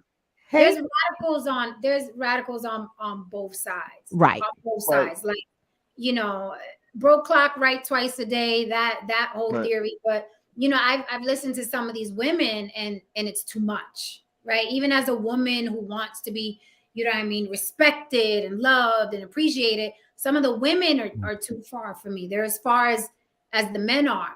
But in my opinion, the men are 100 times more dangerous because they're very violent about it. I've never heard in the women's sphere women talking about being violent towards men, where in the manosphere. What do you mean by violent? Huh? What do you mean by violent? Like hurting women, like literally hurting women. Really? talking about hurting women or No, there's beating incel women. violence. There's incel violence. Yeah, there's I have incel seen violence. I have seen videos of that. That's Yeah, what lets you know I don't even there's- follow that shit, man. I don't. So it's Man, so they're there's- better, and then they have like 100 people in the chat agreeing that, you know, a woman should get slapped in the mouth or beat or, you know, hurt beyond that. You know what I mean? That's crazy. Words, but hurt beyond that, and that's the problem with the manosphere. And I loathe when people say, well, you know, not everybody in the manosphere is like that. I always equate it to, that's like you telling me, but there's some good cops. It doesn't matter, because the good cops will never eclipse the system and the foundation of it. Right. And I believe that the manosphere, the foundation of it, what it's built on, and the environment, you're never going to eclipse that with 3 or 4 guys that's like, I'm manosphere and I'm nice. Like, it's not, it doesn't matter how many good cops there are. The system is corrupt. The manosphere is corrupt. It's violent. It's vitriolic. It's ugly, not just physically, but ugly mentally.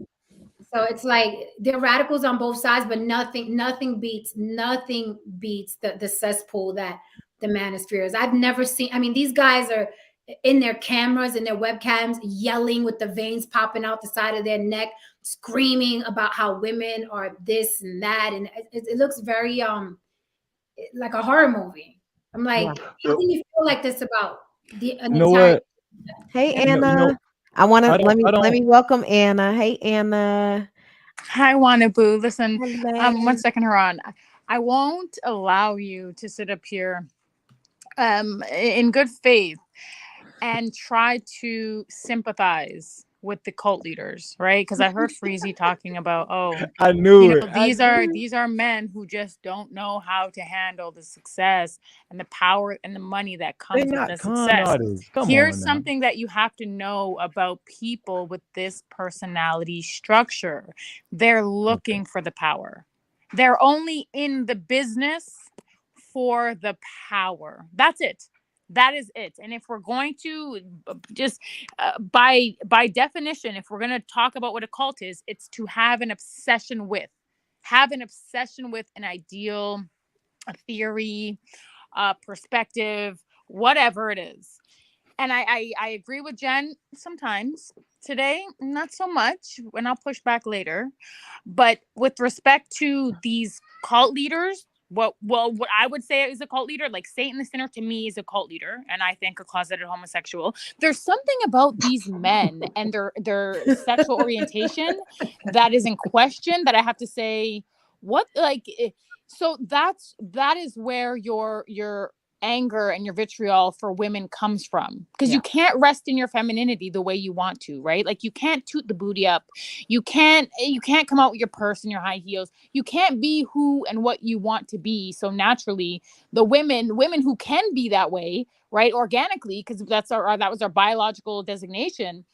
And when we have we have the parts and the anatomy, it makes sense that you would focus your attention and your time and your energy on how to strip them of their rights, strip them of their womanhood, strip them of their femininity, because really that's the obsession in the manosphere. They're obsessed with subservience. They're obsessed with submissiveness. They're obsessed with women are seen and not heard. They're obsessed with trying to roll the clock back to 1920. It's like, sir, shut the hell up. It's not going to happen. Like, it's not going to happen. They're sad. They're sexually confused.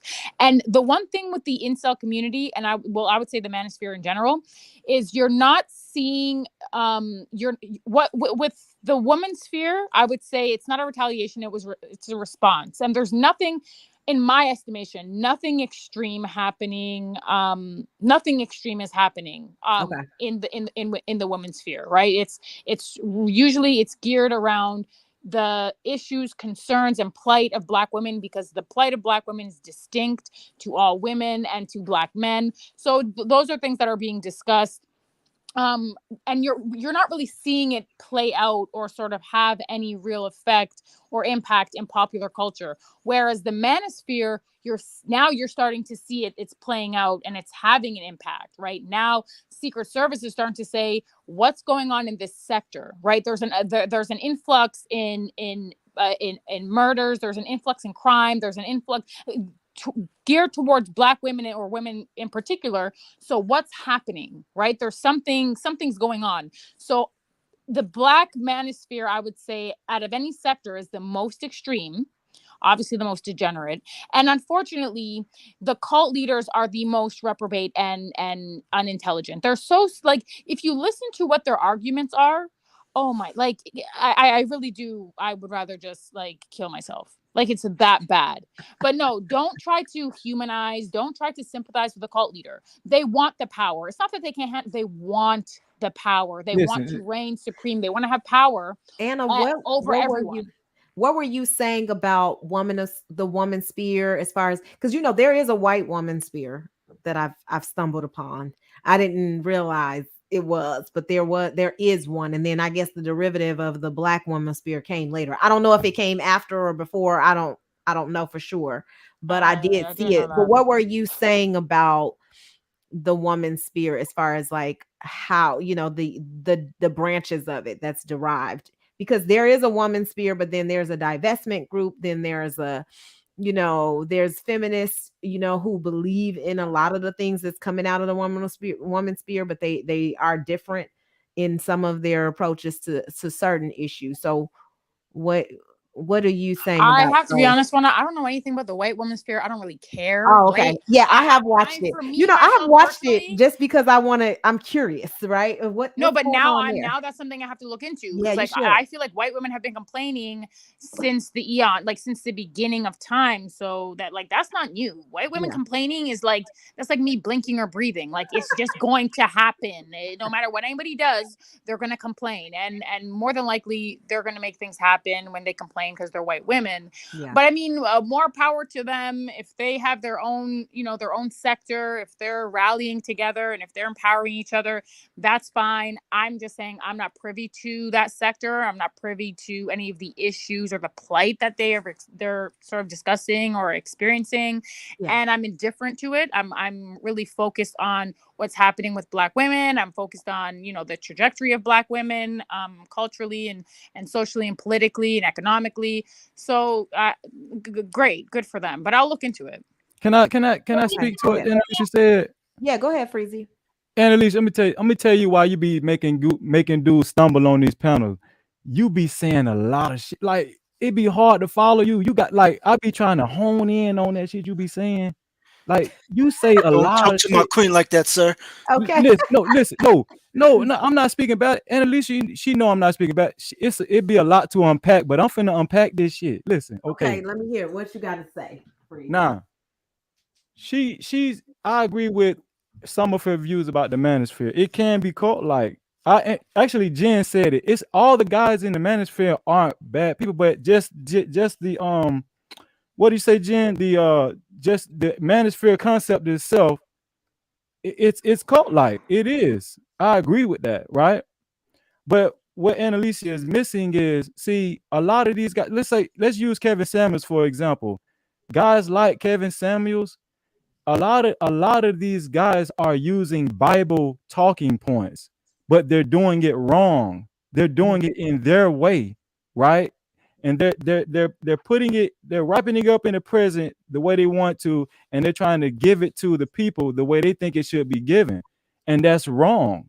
You can't tell a man, to be to level up and then get his money and to be an upstanding citizen for the Black community, and then say once you get married you can have sex, you can have all the options you want and all. It's just reckless, right? That's reckless.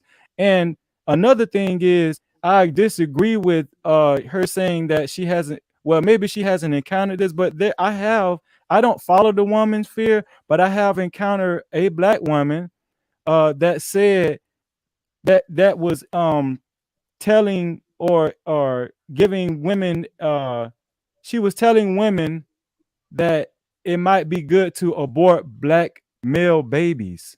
Mm-hmm. She said that. Cynthia G said that. Mm. So that's poisonous as well. We can't overlook this stuff. You know what I'm saying? And I don't agree. I don't agree with everybody in the manosphere. Like, okay, Kevin Samuels. When I first started watching him, I liked what he was saying, but I didn't like, some of the stuff. A real man can divide the good and divide the bad. I think he always says, eat the meat and spit out the bones. Mm-hmm. It's okay to do that, right? You got some guys in the manosphere I would never hang out with. Never, right? They would never be a part of my circle. There's a dude on another panel that said, I don't want to call his name, but he gave advice that men from 18 to 30, you should trick.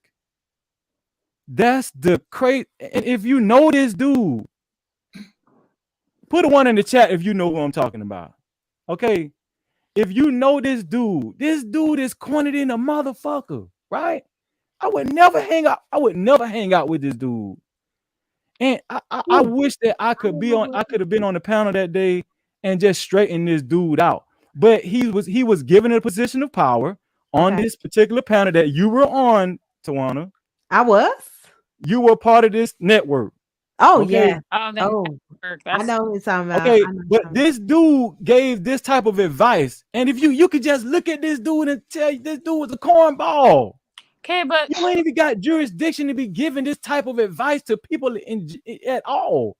But you know why he gave that advice? Because he has, just like I was trying to explain earlier, Annalicia, this dude he can't handle a little bit of notoriety.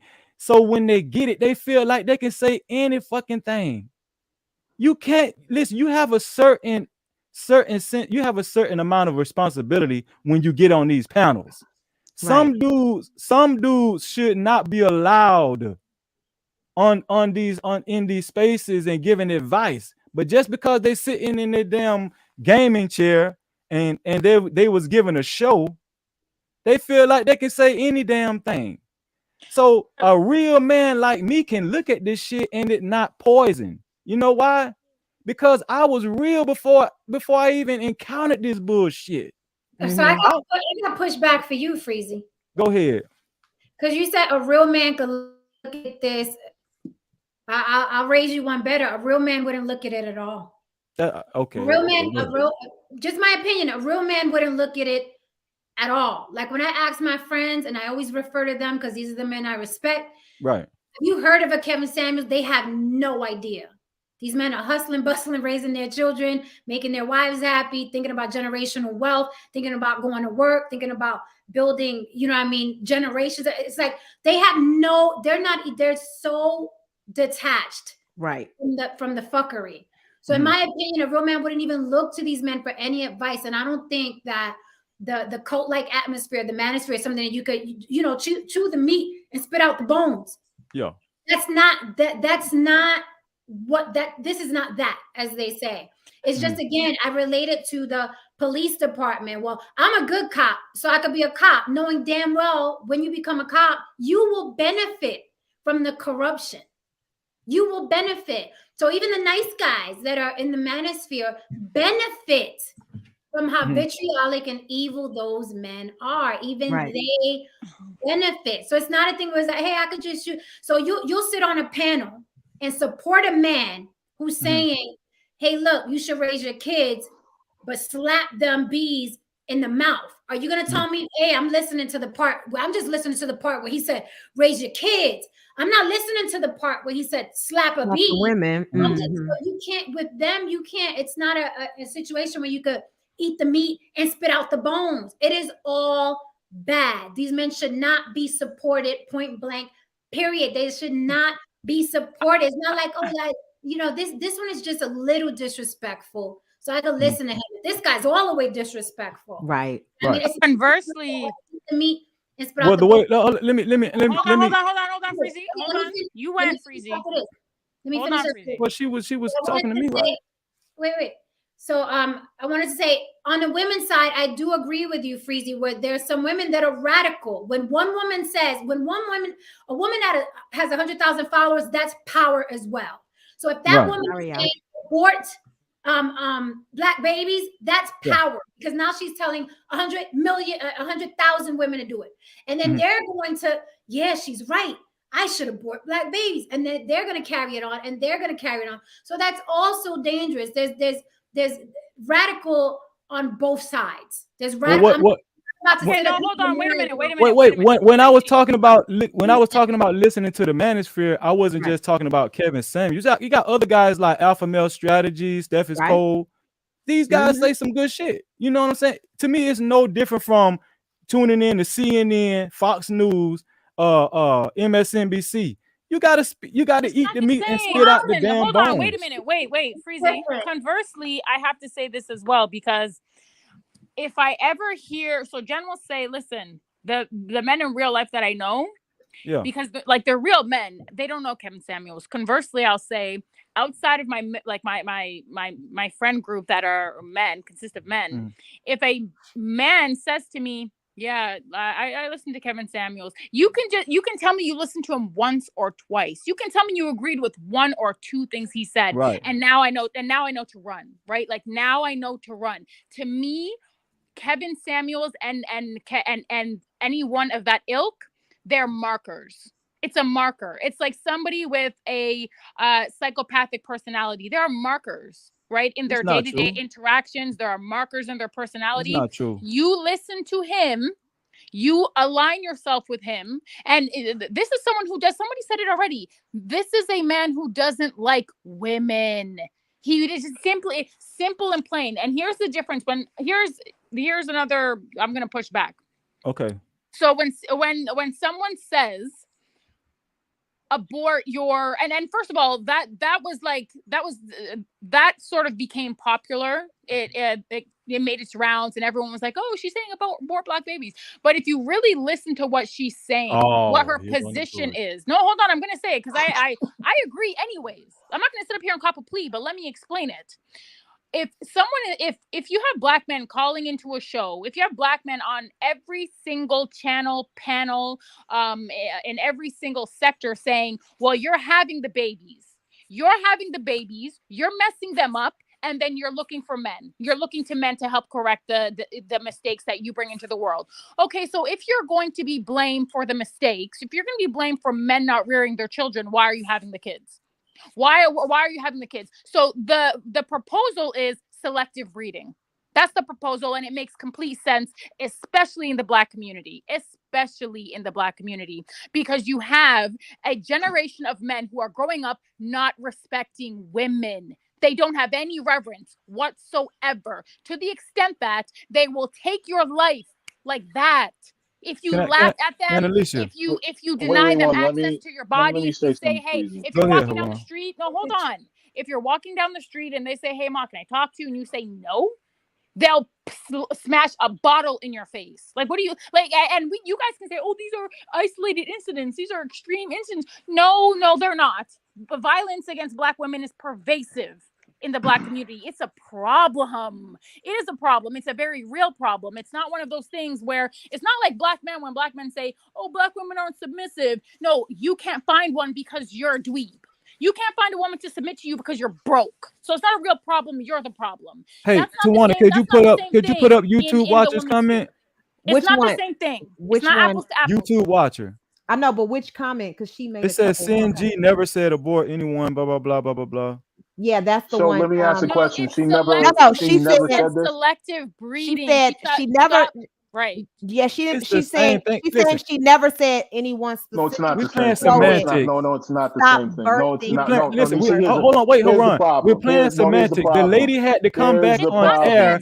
She had to come back on air and apologize. Why did she apologize? Wait a minute, Freezy. She apologized. No, she respectfully. recanted her statement. Freezy, respectfully, listen. You're not a woman, so you don't understand the position that women are in. She apologized. She recanted her statement. You don't understand women's vulnerability and how susceptible they are to violence in the black community. You don't get it.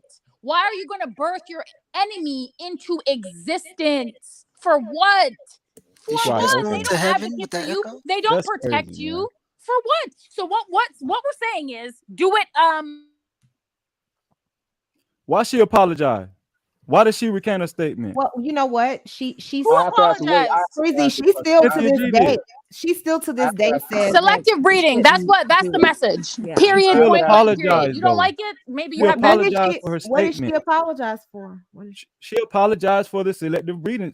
She apologized She still for. talks about it to this day, so I don't know why she would apologize. Right. Here's the problem. She doubled down on it after she apologized. Here's the problem. Yeah, what's the problem? Did she specifically say that? Did she make that statement?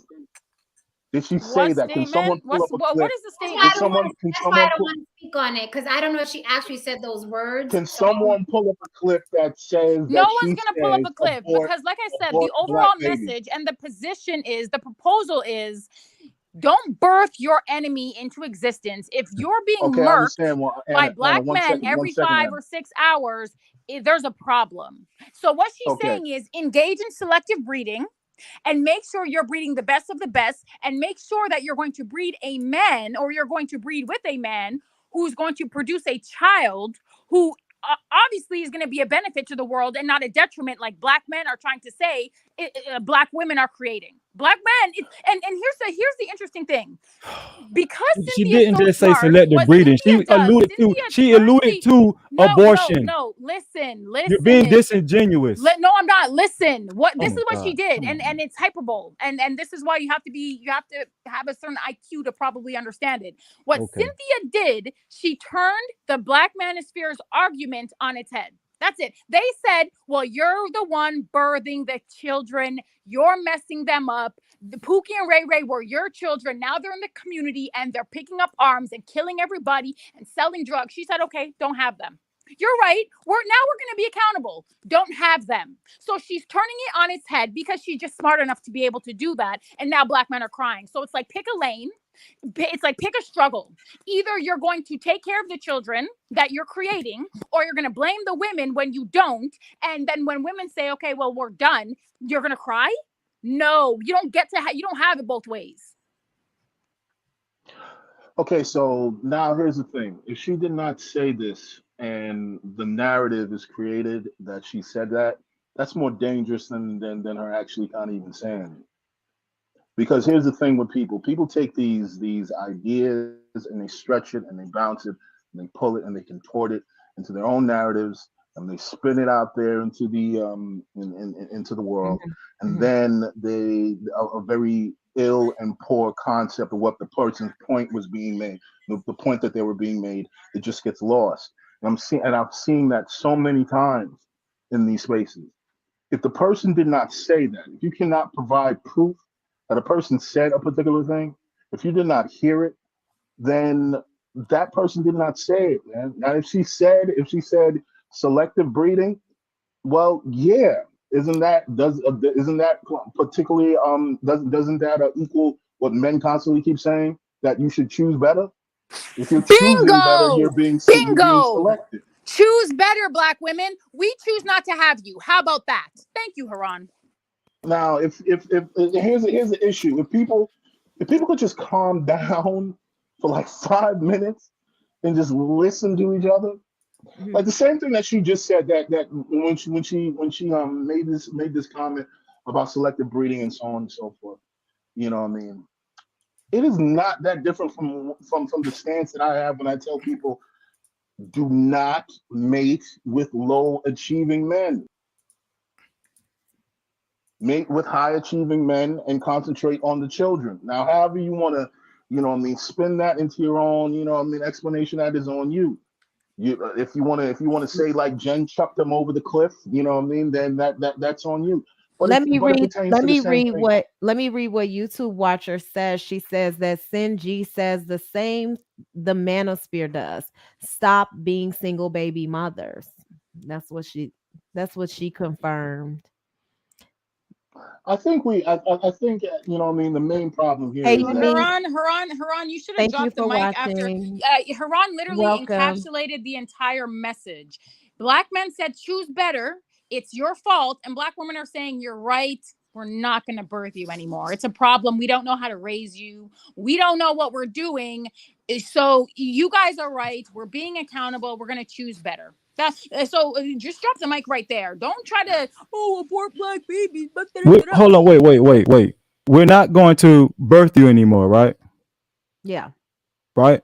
Right. Let's just because I watched the whole interview. Anybody else on this panel watch the whole thing?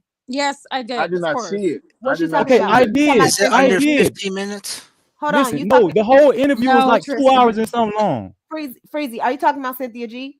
Cynthia G. Yeah. Okay. Has anybody else watched that? It. I've watched it. Okay. I watched it, definitely. Okay. It was 2 hours and some odd long. It wasn't just a short it wasn't a short discussion. Yeah. What are we talking about? Hold on. Wait a minute. If you know that it was 2 hours and you're gonna try to extrapolate that one sentence, you're gonna say no. Okay, then get to the summation of the conversation. The summation. You know what I'm gonna do? I'm gonna just pull up a clip. No, but you're gonna get to it. Then you're gonna still say. Are we still talking about Cynthia G? Yeah. Okay. Well, I just listened to it. She did say abort. She Thank said you. No, she's. Hey, put a one in the chat. Put a one in the chat for Freezy. You have the Put a one in the chat for Freezy. Wait a minute. Can you come on, man? Because I'll play it, Jen. I don't be playing. I don't be playing. She was talking to a woman. Thank you. Yeah, And she apologized. I'll play it because I didn't want to say anything, but I have heard. I didn't know. I'm like, I have to have facts. I don't like not having facts. Thank you, Jen. No. Hold on, Freezy. Wait a minute, Freezy. I didn't deny that she said that because that's not a problem. To me, it's not a problem. I want you to try to present your argument in which it is a problem to abort them, to not have them. You just want to be right now in selective breeding. Present your argument then. I ain't got to present nothing. Jen, listen. I do understand. I don't care if she did say it. I don't care what Jen says. You just said she didn't say it. You said, listen, this is the problem. Wait, this the problem. This is the problem. Wait. I don't agree. I didn't say what my position was, whether I agree or disagree. No, I didn't say you did. No, I know. Let me finish. I'm not talking about you. I'm saying I didn't say whether I agree or disagree with aborting children. The only thing I said was that it was said she didn't say it, but she did say it repeatedly. Thank you. That is all I'm confirming, that she actually did say it. Okay. I've heard her say it before as well, Jen. I've heard her say that. Wait, I gotta talk now. I gotta talk. No, Freezy, hold on, Freezy. I gotta talk. No, because you just sat up here. You just sat up here for 10 minutes. But Freezy, she didn't say that. Cynthia G didn't say that. Yes, she did. Yes, she did. Run the tape back.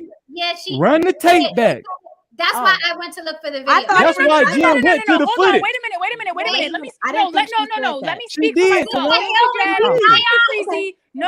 Hold on. Let me speak for myself. This is put a one in the chat if you heard Annalisa say she didn't say it. No. Listen to what my queen is always correct, sir. I said that it was hyperbole. I said she said it, but it was hyperbole, and it was to say that you should engage in selective breeding. That's what I said. You don't remember me using the term hyperbolic? You said she never said abort, and hold on, wait. Not only did you say she didn't. Why you won't let me talk, man. You just don't want to be wrong. Why? You don't want to be wrong. No. Why is it a problem? You have such a problem with the statement. Let me talk. Let me talk. Wait. What's the problem? Not only did you say she did not say abort, you said in order to understand what she was saying, you have to have a certain level of IQ, and you went on with this damn filibustering explanation. The lady said abort black. Listen, she said it, and guess what? She even apologized. But guess what? It made her look bad. It made her look weak for apologizing. So just like Tawana said, she later on went to doubling down on that bullshit. No, because that's what she did, and I said that. Freezy, hold on. This is the thing. The meaning behind the statement. No, wait a minute. This the problem I have. It was the meaning behind the statement that she went into, and she went into it in depth. And ultimately, what she meant was, well, black men are telling us to do it anyways. Black men are telling us to choose better anyways. Black men are telling us it's our fault. Black men are telling us we're raising the children. Black men are telling us Pookie and Ray Ray is our fault, our problem. So she's flipping it on its head. That's the only thing that she's doing. She can do what she want to do, but she said abort black being black male. hyperbolic? No, Oh listen. my God, man. She was being You're missing the hyperbolic. point. You're going all around. I gotta disagree with that. Look, I just want to say one thing. Hold on, Haran. It's wait. Let Jen go. Jen, I'm gonna let you 1 second, Jen. It was Jen, just 1 second. It's hyperbolic, and if you listen to her, you'll know. Hold on 1 minute, because I want to hear what Jen's saying. I can't hear. Go ahead, you. Jen. I'm sorry. Kind of like what Annalisa was saying earlier that we were doing, like, oh, don't give the con artist an excuse. I feel like now we're giving Cynthia G an excuse. Thank you. Black women Thank abort. you. Black women abort. She said it over and over and over again. And it was in an argument with a woman that said she was a single mother, not because her man left her, but because he died. So she was like, well, it doesn't matter. It's the same thing as having trauma from having a child that's not wanted. And she wasn't even listening to the woman. She was like, black women abort, black women abort. So now we're giving her an excuse like, no, Cynthia only said that. No, but Jen, you're not even representing it properly. That's not even what happened. We can break down the video. Yeah, I just heard Jen, it. you're misrepresenting what was said. And Alicia, we're both very intelligent, okay? I'm not saying that you're not. I'm saying you can be intelligent and misrepresent something. I'm not misrepresenting it. To be clear right here, right here on from my particular stance, right here. I'm not a fan of Cynthia G, so I don't have to make her right and make her just. I wanted some proof to be supplied. Okay. Now, if it is said right here that I'm going to look into this myself.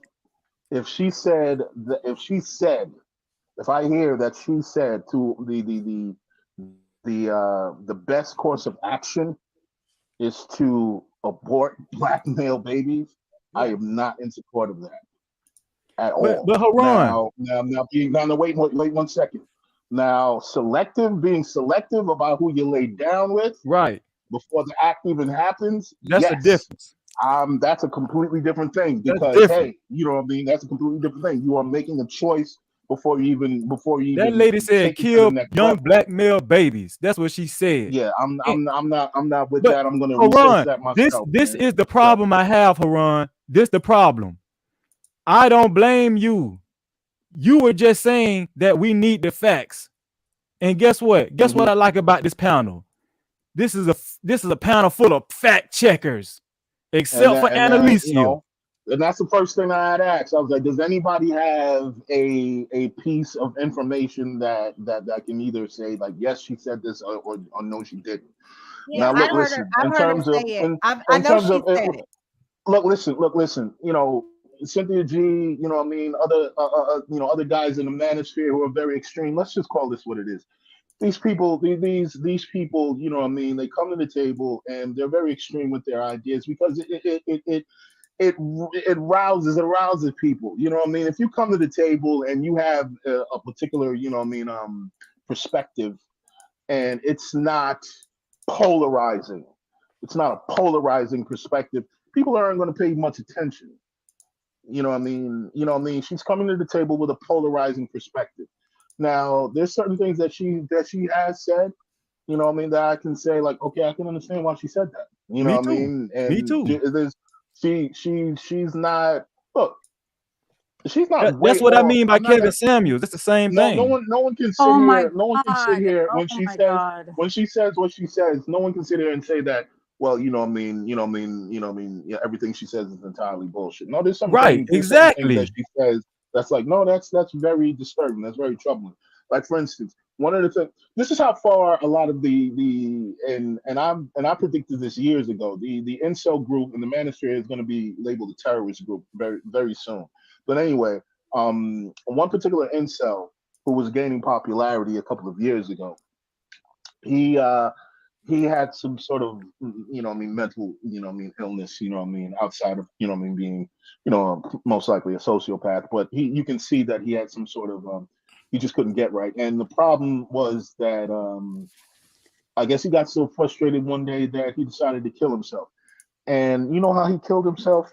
He burned himself alive. Poured kerosene on himself and he burned himself alive.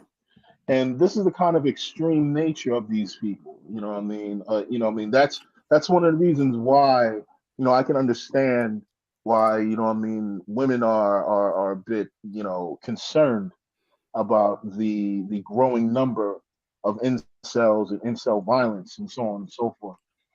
L Doctrine Yeah, said, read that. Thank you. L Doctrine says, please consider Black men won't even consider that Black women are actually victimized by Black men. So let's not get upset about something that's probably not going to happen. But why would you kill a child that you don't even know how it's going to turn out? Freezy, can I respond? Let me say something before you say something, Anna. It's interesting because I have heard her say that. I agree that she has said those words. But what's happening is that, and in a lot of these spaces, what happens is we don't really take it into context as far as what the like the prefix of the conversation and what led up to her saying that. I understand there is no justification. I'm not saying that we should abort only Black male children and that I'm going to direct women to do that. But what I'm saying is that there's a reason, or there's an entire like understanding of why she's saying that, right? She says, hey, engage in selective breeding and do not breed with Black men at all, right? She doesn't distinguish between women, a female child or a male child. She basically says stop breeding, period. Don't breed with them. And then she says that if you do get pregnant, right, because there's some of us that breed with them regardless, right?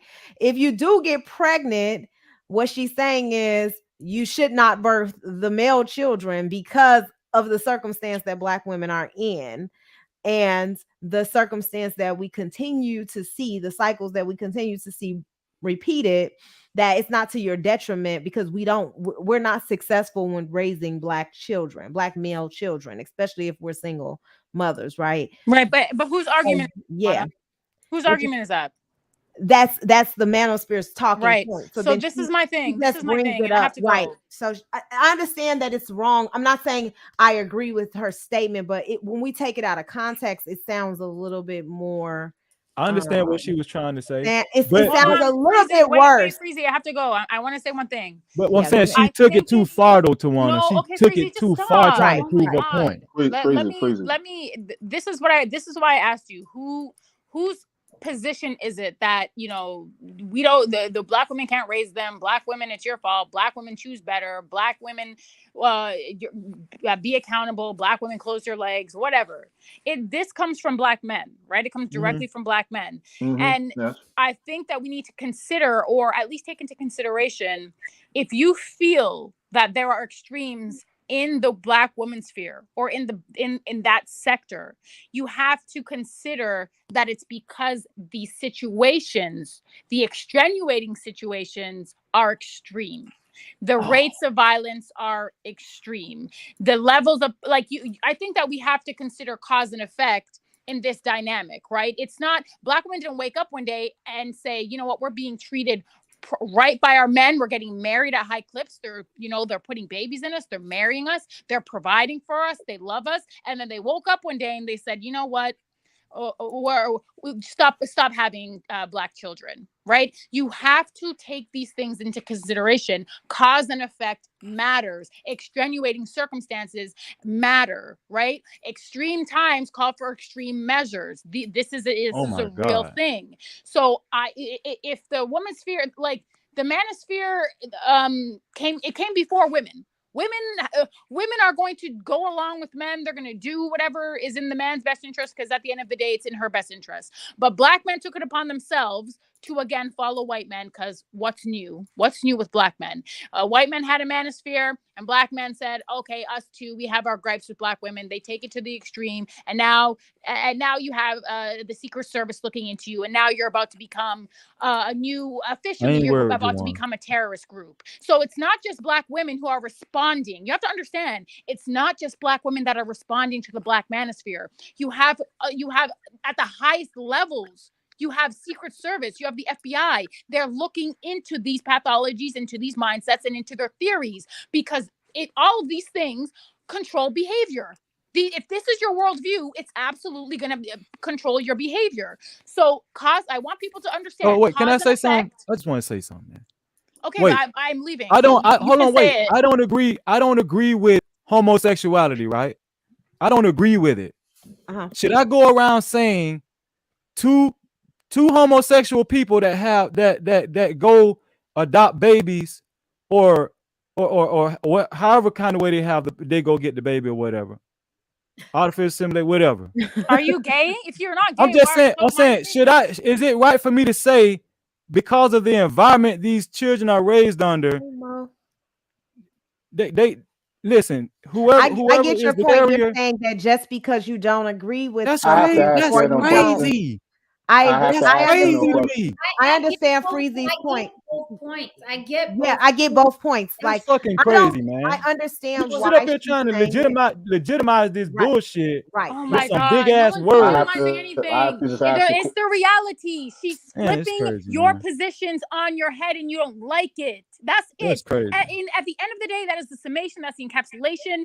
That is what it is. She is flipping your issues. What you She's say bitter, is the and she's problem saying in the some black bullshit. community. She's flipping it on its head. That's it. You don't like it, too bad. Man, that lady said some dumbass shit, and you trying to legitimize I have to ask you shit. something before you leave. Before you do that, let me welcome listen, JT Dr. to the Hood show. Why does he even Hi, have a JT. doctor in the front of his name? This guy said the FBI is looking into it for taxes. Think about it, y'all. Listen, sir. Listen. What? I want you to keep thinking that. Keep thinking that, so that the black manosphere can keep doing what they're doing. That's what I want. I want the black manosphere to continue I don't know. in their downward Jen. state of degeneracy. Continue, black men. Continue professing your hate for men when you're monetized. What does he mean? That he's no, he doesn't know what he means, because at the end of the day, it's this the is someone you CIA, should breed isn't with it? as well. Don't breed with Dr. Hood. If any black women are listening and they're in the same proximity, he's exposing himself.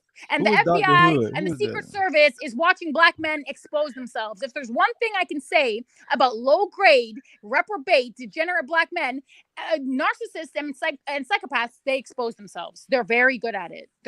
So thank you, Dr. Hood. Yes, it's the FBI. It's for tax purposes. You're right. Quote, tax purposes only. That's it. He's right. Well, and I have to ask you a question. The doctor knows this, but you can't be monetized. Go ahead, Haran. Let Anna answer this question before she jump off. What's going on? We ain't let Anna go. You can't go nowhere, Anna. No. She can't. Where you going, Anna? Wait. Welcome JT to the show. Hi, JT. Thank you for coming. It's been a long time. What's up, y'all? How y'all doing? How you doing? Where you been at, my boy? Wait, JT been missing in action. MIA. I don't know, man. I just been chilling. I've been living, man. You know, I stay busy with my kids and stuff like that. You know, we do a lot of traveling with their boxing stuff. Mm-hmm. So Anna, let me let Haran ask Anna a question before we get your feedback. JT, go ahead, Haran. Now, Anna, to be clear, I totally understand and agree with being selective about the partners that you have before you actually have sex. In regards to whether it be hyperbole or not, the idea that the best course of action would be to abort black male babies.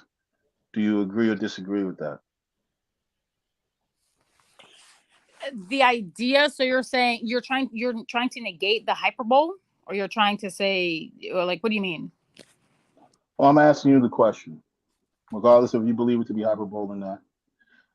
Do you believe that? No, but I believe it's hyperbole, so I can't answer your question or the premise based on something I don't believe. I believe it was hyperbolic. Okay. All right. Man, she was doing it for the clout. What that mean? She's doing it to turning in an extreme idea. No, like for instance, the reason that You know, actually, respectfully, I'm not even going to speak on her behalf. The way that I, now you don't want I took it, You've been speaking on her behalf all damn night. Shut the hell up, Freezy. The way that I took it was hyperbolic, and she was really. It was a poke to black men, because black men and context is a beautiful thing, right? And preface is a beautiful thing as well. So you really would have to be watching her channels, and because sometimes there's a continuation, there's a part 1 and a part 2. So you really do have to be like plugged in and online and at all times, so that you can understand sort of the nuances around that context. About Kevin Samuels, though. I was just about to say that. It's really not. Hold on. You don't watch him, then. Hold on. See what I mean, Jen? Hold on. Well, Let me that's- finish. See what I'm talking about? Let me finish. Hold on. I get what Jen's saying too, though. But go ahead, Anna. I understand what she's saying, and I disagree respectfully, but that's fine. What I'm saying is, she used it as it was a poke.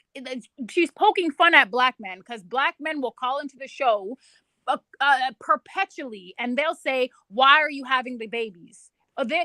She'll pose a question. She'll ask, what's going on with black men, or they'll pose questions and say, hey, you know what? Why are you complaining about the Pookies and Ray Rays? Who's raising Pookie and Ray Ray? Who's birthing them? Why don't you just not have them? Why don't you abort them? These are words that came out of black men's mouth first. That's why I'm saying cause and effect it's a very important relationship to apply in this situation. That's not true. Freezy, shut the hell up. You just spewing out Literally, bullshit. Black Come men on, have man. said, why don't you abort? If you don't That's want not them, a if you don't know fact. what You you're just doing, you just then trying to abort legitimize them. what you So said. she What took you, that, come on, she man. took that Wait, argument. Freezy, you've never heard that before, Freezy? Are you sure? She's trying what she's trying to attempt to I'm say. telling you what happened. Like, You're trying to say the reason why Cynthia G said what she said was because she was in an echo chamber from black men, and that's not true. That's simply not true. Okay, you're accountable. Before you get off this panel, before you not panel, panel. You think that you're the authority on what's true and what's not true? Let me finish. I have to go, Freezy. Seriously, listen, stop. You're making shit up. Listen, I'm not making anything up. Out of you and I, who do you think watches? Come on, man. You don't tell me I'm making anything up. Listen to what I'm saying. Can I say something? I want to say something. You can say it when I'm let gone. her finish. You can respond. You can respond to. You can respond Go to ahead. Anna. Go ahead. Yeah, you can respond to Anna. Freezy, go ahead.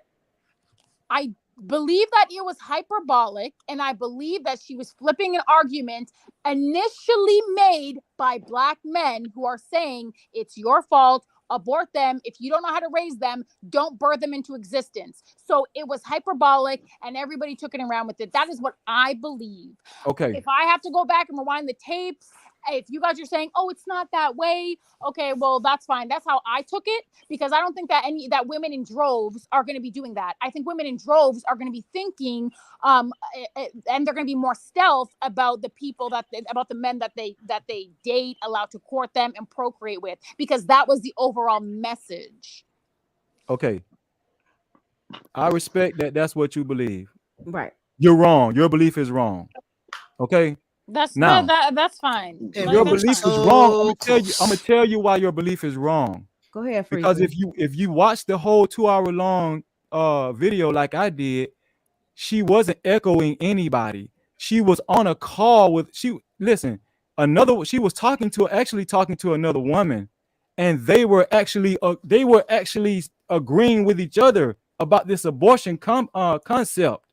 They wasn't echoing black men. They were echoing each other. Hold on, before I go, no, you're wrong. You're actually wrong. But before I go, put up Il Doctrine's comment, please, because obviously Il Doctrine understands. Which one is it? The one about abort black babies? That one?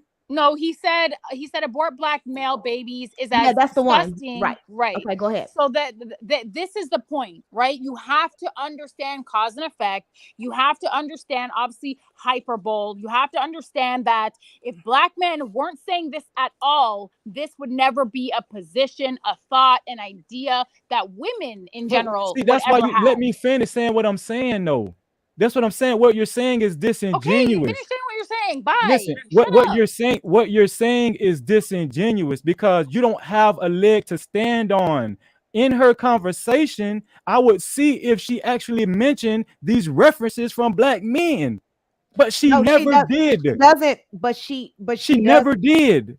Yeah, but she does speak to the talking points in other episodes. So this is what Anna's saying, is that when you watch her, that's not the first time she said that. I'm talking about on that video that went but viral. that's not the first time. She says it a lot. I've heard her say it multiple times. I'm saying that she said abort black male children multiple times, and she's talked about selective breeding in multiple instances. It's not that just that one. But what Anna's saying, and which I do agree with, is that she is responding to the backlash that single mothers get for basically raising children as single mothers. I agree with that. She's responding to that, and it is a radical extreme. I agree with that. But Annalisa, what Annalisa was trying to don't say. That happen in every race though? Bye, Anna. I'm sorry, but Annalisa ran. Annalisa ran. She ran from Freezy. I love you. Thank you for she your ran. comment. And Joanna, please come up and explain your comment if you can. Annalisa was saying, Tawana. Yes, Annalisa was saying she believes, she was talking about what she believes, which is not fact. She was saying that she believed that she was echoing black men who have said the best thing to do is abort these Pookies and Ray Rays or whatever. Right. Okay, but Cynthia G she doesn't have a leg to stand on, because Cynthia G never referenced any men in her videos. These are her comments. These are her beliefs. So what she wait 1 second. Wait 1 second.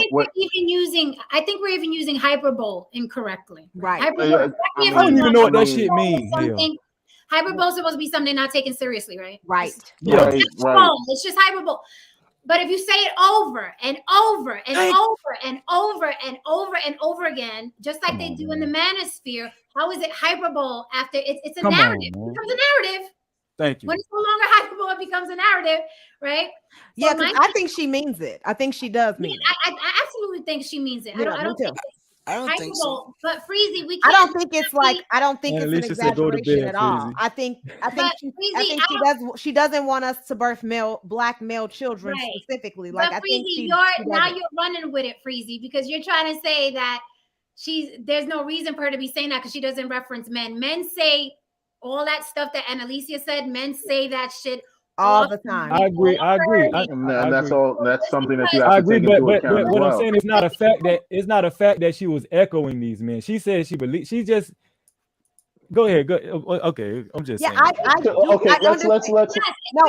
So here's the thing. I understand what Annalisa is saying, that even if she says it multiple times, it doesn't have to be hyperbolic. But it is hyperbolic. Hyperbolic. Yeah, there you go. But here's the thing though. I think she means it. I think she doesn't. Yeah, she meant it. I don't think she wants us to have black male children. Like, I No. Here's no. I think she's dead serious. She dead ass. I think she wants us to. I'm gonna use. It's such a heavy statement. It's not like. I don't think that ain't even nothing to joke about. I'm gonna use Anna herself as an example. I'm gonna use Anna herself. 1 minute, Haran, because I don't know if JT just got on, and I don't know if JT had something to say, because I know we could go on for hours and hours. And I don't want JT not to be able to get his thought process in. Hi, JT. Hi, JT. What's up? What's up? You got something to say about this crazy conversation we having about aborting black male children? Y'all wouldn't be here. You Freezy, Haran, and Tristan, y'all wouldn't be here. I know I wouldn't be here. Well, I mean, you would have got rid of my ass.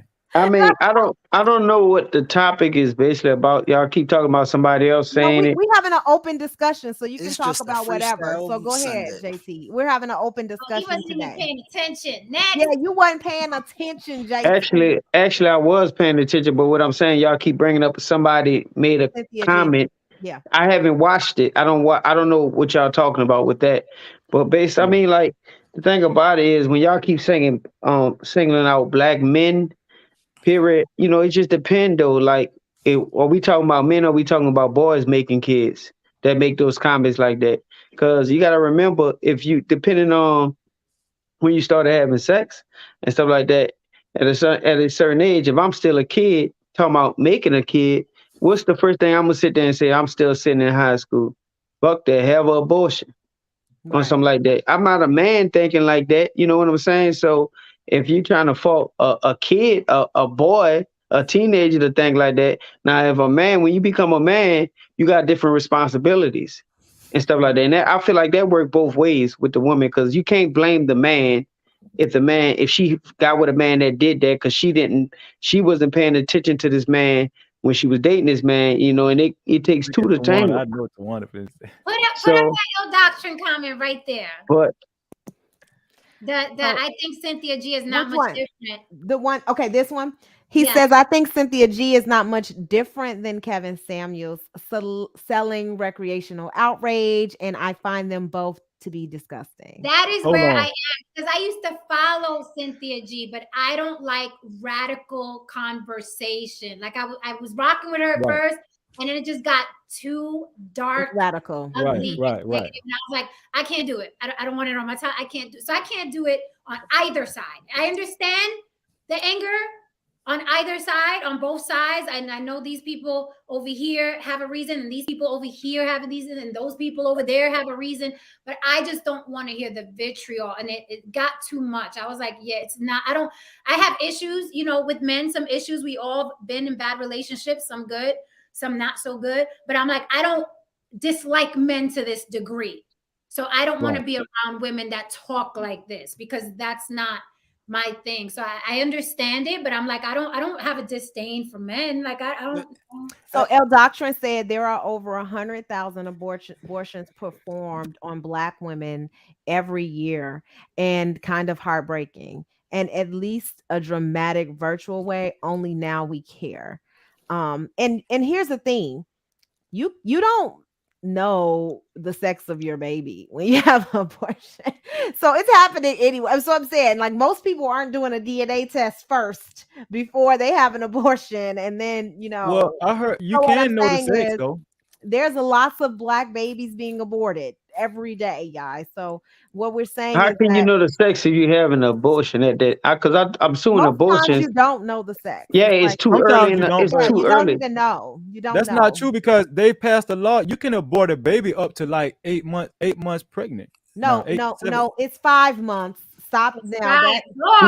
At 8 months, the baby is fully almost developed. That's a whole human being at that point.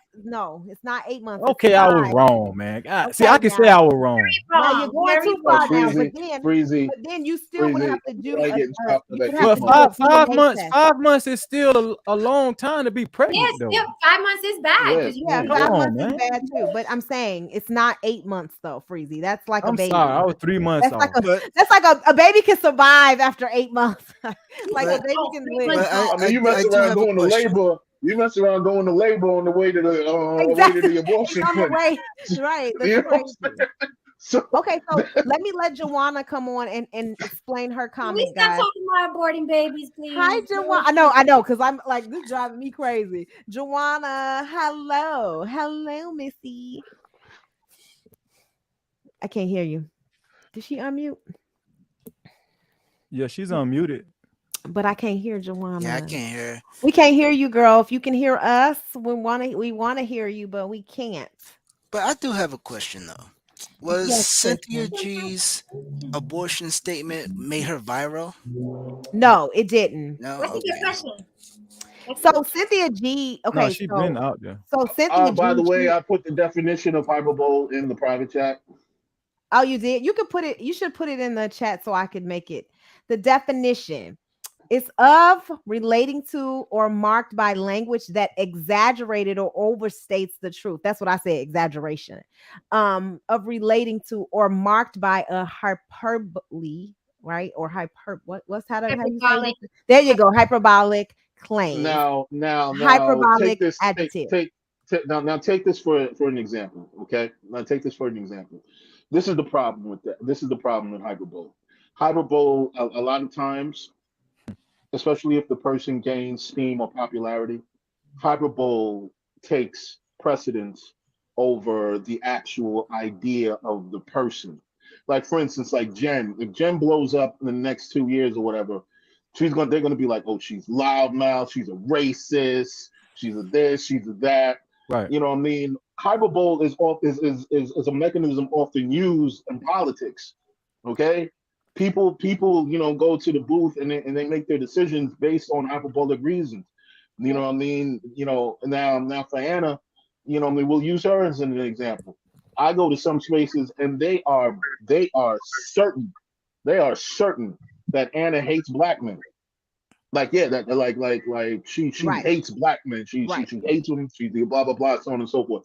Now the problem with that is when you believe these narratives based on hyperbole, it leaves absolutely no room for critical thought. It leaves absolute you dehumanize the person. You turn them into some sort of idea, and in some contexts, you might even turn them into a boogeyman. There's a lot of times people say that, hey, when they actually sat down and spoke to a person who they thought was a particular way based on the rumors that they heard or the ideas that they heard, when they actually sit down and speak with the person and be like, oh, wait a minute, this person isn't that bad, so on and so forth. Yeah, they're not. They just happen to actually have said something that really just took off. And I mean, people latched onto it because it was such a polarizing idea. It was such a polarizing idea, and that idea began to precede who that person is. It's like that idea became that person's brand. So what I mean, you have to be very careful when you're dealing with very extreme ideas like this. What I mean, it's best to research things. It's best to really look deeper. What I mean, Kevin Samuels is another example of that. What I mean, Kevin Samuels is another example of that. What I mean, it's because of what I mean, the hype and the whatever, so on and so forth, that has surrounded him. What I mean, whatever little nugget of truth and information that he might provide to you, it basically doesn't. It basically falls on deaf ears because he's already been branded as toxic and what I mean, just basically not good for the black community. Now he helped that. He assisted in that idea of it. But sometimes, like I said, you have to really sit down and really analyze the situation and don't fall into that hyperbole trap. Yeah. And let me say this really quickly on record out loud to the camera. I love Annalicia. I respect Annalicia. I think she is a brilliant woman, but sometimes brilliant people agree to disagree, or we disagree. So I see little comments and people hitting me up like, yeah, no, there's no beef here. Ain't nobody mad at ain't nobody mad at him. Like, why do people think that we have to agree all the time in order to be friends? I want to say I don't always agree with anybody. So why is it like what does that matter? I don't understand why people are so insane. They can't even just look past that. Like, I can people can't wait for Anna to get up out of here. People can't wait for her to get what she deserves, and that's another idea. And it's like, like, yo, it's like chill out. You know what I mean? It's not really that deep. You know what I mean? Have some cereal. Calm down. You're gonna be cool. Just FYI, because I know there's a lot of rats looking for cheese, anything they could grab. So I'm like, no, that's not what this is. But thank you. I agree. Put the like and subscribe on Tawana G's channel. So Anton said, my question is, does she speak as if she likes black men? Who cares? I mean, who cares? I don't know. She does. I don't understand. Like, who cares though? Who cares? Wait a minute. Does Kevin Samuels speak as if they right? Like, come on. They wait a minute. They come in here all the time, and they like to check women. They like to check us all the time.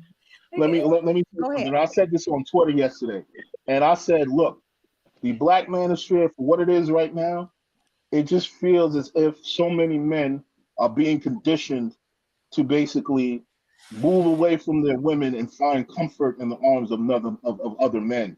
That sounds very homoerotic. Hey, Tawana, can you put YouTube watchers' last comment up? I just see the crying, laughing comment. Which one? No, she said I can say when I was wrong. What? Okay, go ahead, YouTube watcher. Ryan. You can go ahead, keep talking until I find it. I don't. Now, you know what I mean. You know, the point I'm making in here is that the idea of you just being in a room full of men and everybody's just being vulnerable and kind of crying and sounding defeated, and you know, and you're leaving these spaces and you're just like extra mad at the opposite sex. It just sounds like conditioning to me, man. It just sounds like conditioning for something else. And a predominant figure in the white manosphere, I forgot his name. This guy was basically caught for being a cuck, and he was bisexual. So you know, what I mean, this stuff gets real deep, and it's just getting weird, man. It's just getting weird. I mean, why would you want to be? So I don't want to be a part of something that hates men, and I don't know why you all will want to be a part of something that hate women. I guess that's what I would say about that. Like I can listen to certain I've listened to Kevin Samuel's whole show, because a lot of the talking points from Manosphere Men is that, oh, that's not all he's talking about, and he has all these other great points that he's making. And I've listened to multiple shows, so I can hear these amazing points that you guys keep referencing. And then I was like, no, I don't hear anything great from that. And then when I hear even radical views from women, even like the pick me things and the other stuff, like I listen to all these different types of views so I can kind of get an idea of how unbalanced people are, because either people are just way one side or way the other side. It's not a lot of people who are completely balanced and who can see the real issues, talk about the real issues, but then also understand the other side and not be so one-sided. It's you not are you are Tawana. Yeah, I am like that. I do understand that there are some fundamental issues, but I do also have a side that I'm like, I understand that, you know, we're not all bad, and there is some hope for us, and we can still get through it. But like, I know that there is some conversations that are really radical, and I'm like, I don't know about that, right? I don't know if that's the resolution. I was with you to that part, right? Antoine, stop the cat. What he said? Kevin Samuels is very toxic. His language is toxic. His cult following is toxic. It's toxic, toxic, toxic. Stop the cap. I don't know if it's the suit that fools you. Stop the cap. Or the dim lighting. Stop the cap. He is toxic. Toxic is his. Not toxic. I finally cleared out my YouTube recommendation. Okay, so because his delivery doesn't bother me. I'm abrasive too. It's not the delivery. It's not the delivery. It's the conversations that are. I have a question to ask for Antoine. Go ahead, Haran. Yeah, you can. If you can find this comment, he said, "My question is, does Annalisa speak life if she likes black men? Like, what is speaking life? Like, what is an example of that?" And I would contend how often does Kevin Samuel speak life into black women? Joanna, can you speak life into black men? What do you Joanna, mean? can we hear you now, Joanna? I want to see. Hey, can you hear me? Yes, we can hear you. Hey, Joanna. Hey. This combo is fire.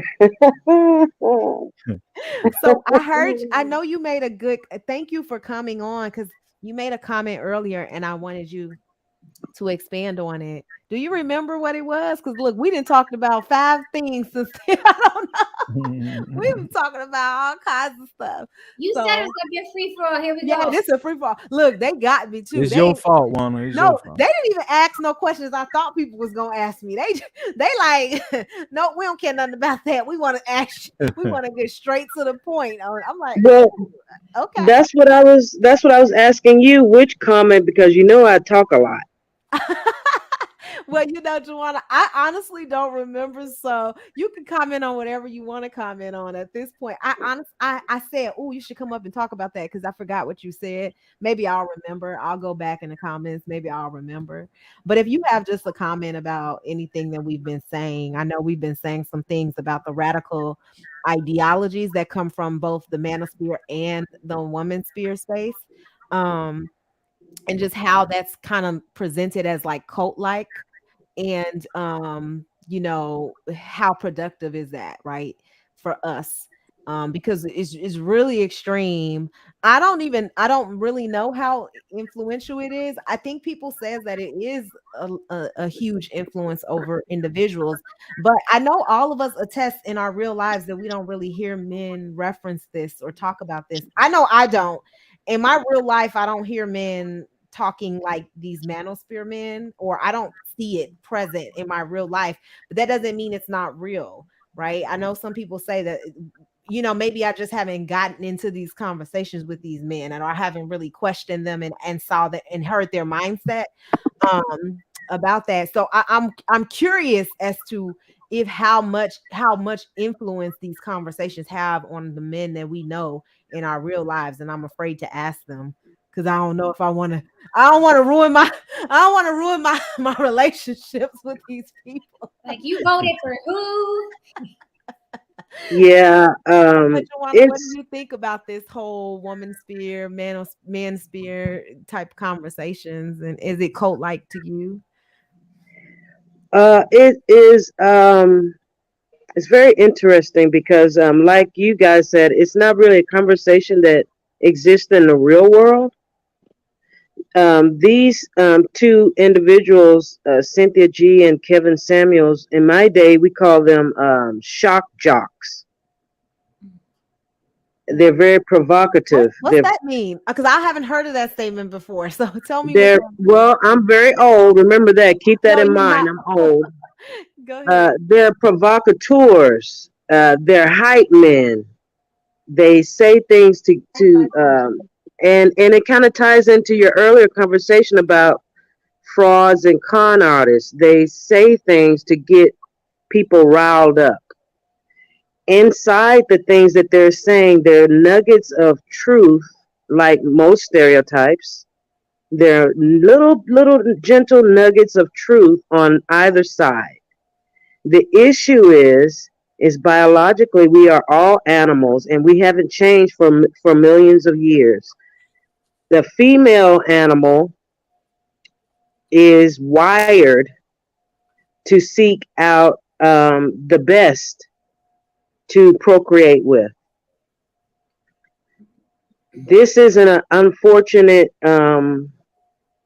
situation for modern man, and it's always been unfortunate. People don't understand that all men 500 years ago weren't allowed to procreate.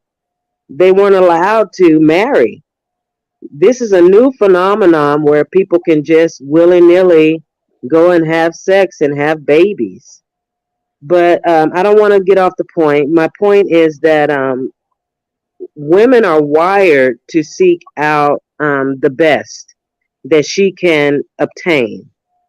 That leaves out a lot of men. And one of the things that Kevin Samuels points out is that women should just settle for what she can get. And a part of that, I don't like the word settle, but I understand where he's coming from. Women should seek to mate within their lane. Likewise, men should seek to date and marry within their lane. The problem is no one knows what lane they're in. And so it creates a mess. If what Kevin Samuels is saying is true, that 80% of the women are seeking the top 20% of the men, leaving out a whole bunch of men to be incels, the problem then can be resolved by men so-called leveling up so you can be chosen. But this angers a lot of men who aren't on that level. Kevin Samuels states that majority of black men only earn about $45,000 a year. Now, this isn't a bad thing. This is this is average. A lot of people don't understand that most people are average. I'm average. I don't have a problem with that. I've been an average student. I'm average looking. I am average, Wait, but me and Jen always talk about how many rich people are on YouTube and like They're all here. All the rich men wait, are here. like it's not reflective of any demographics or any type of socioeconomic status population reports, but it is definitely on here. Everybody making over 100K, Everybody rich. everybody is rich, everybody like Everybody balling. 60K is just like, oh, that's so low. Nobody makes 60K. It's like crazy. Well, the truth of the matter is the majority of people on the planet are average, and because we're delusional to think otherwise, which creates the conflict. We don't want to admit that we're average, and so it steps on men's feelings for Cynthia G to say some of the things that she says. It hurts women's feelings for Kevin Samuels or Angry Man or all these other people to say some of the things that they're saying. They're gentle nuggets of truth in what they're saying, but at the same time, their listeners aren't aware that they don't qualify for the things that they're wanting. And it's very important to understand what we qualify for. That creates the disharmony. And as far as the culture that we are witnessing is a culture among the average people. The above average people aren't having these issues. And I don't want to point them out. There's some above average people on the panel right now. And there's some average people on the panel right now. And I'm not going to call any names, but some people are upset at these conversations. And there's a phrase in my culture, a hit dog hollers. You know, if you have a problem, sometimes it's because you're not qualifying for the statements that Kevin Samuels or Cynthia G is speaking about. And but ask me something specific. I'm enjoying this conversation. Yeah. Can I speak on and so wait, Freezy, I want to read El Doctrine's comment because it's important.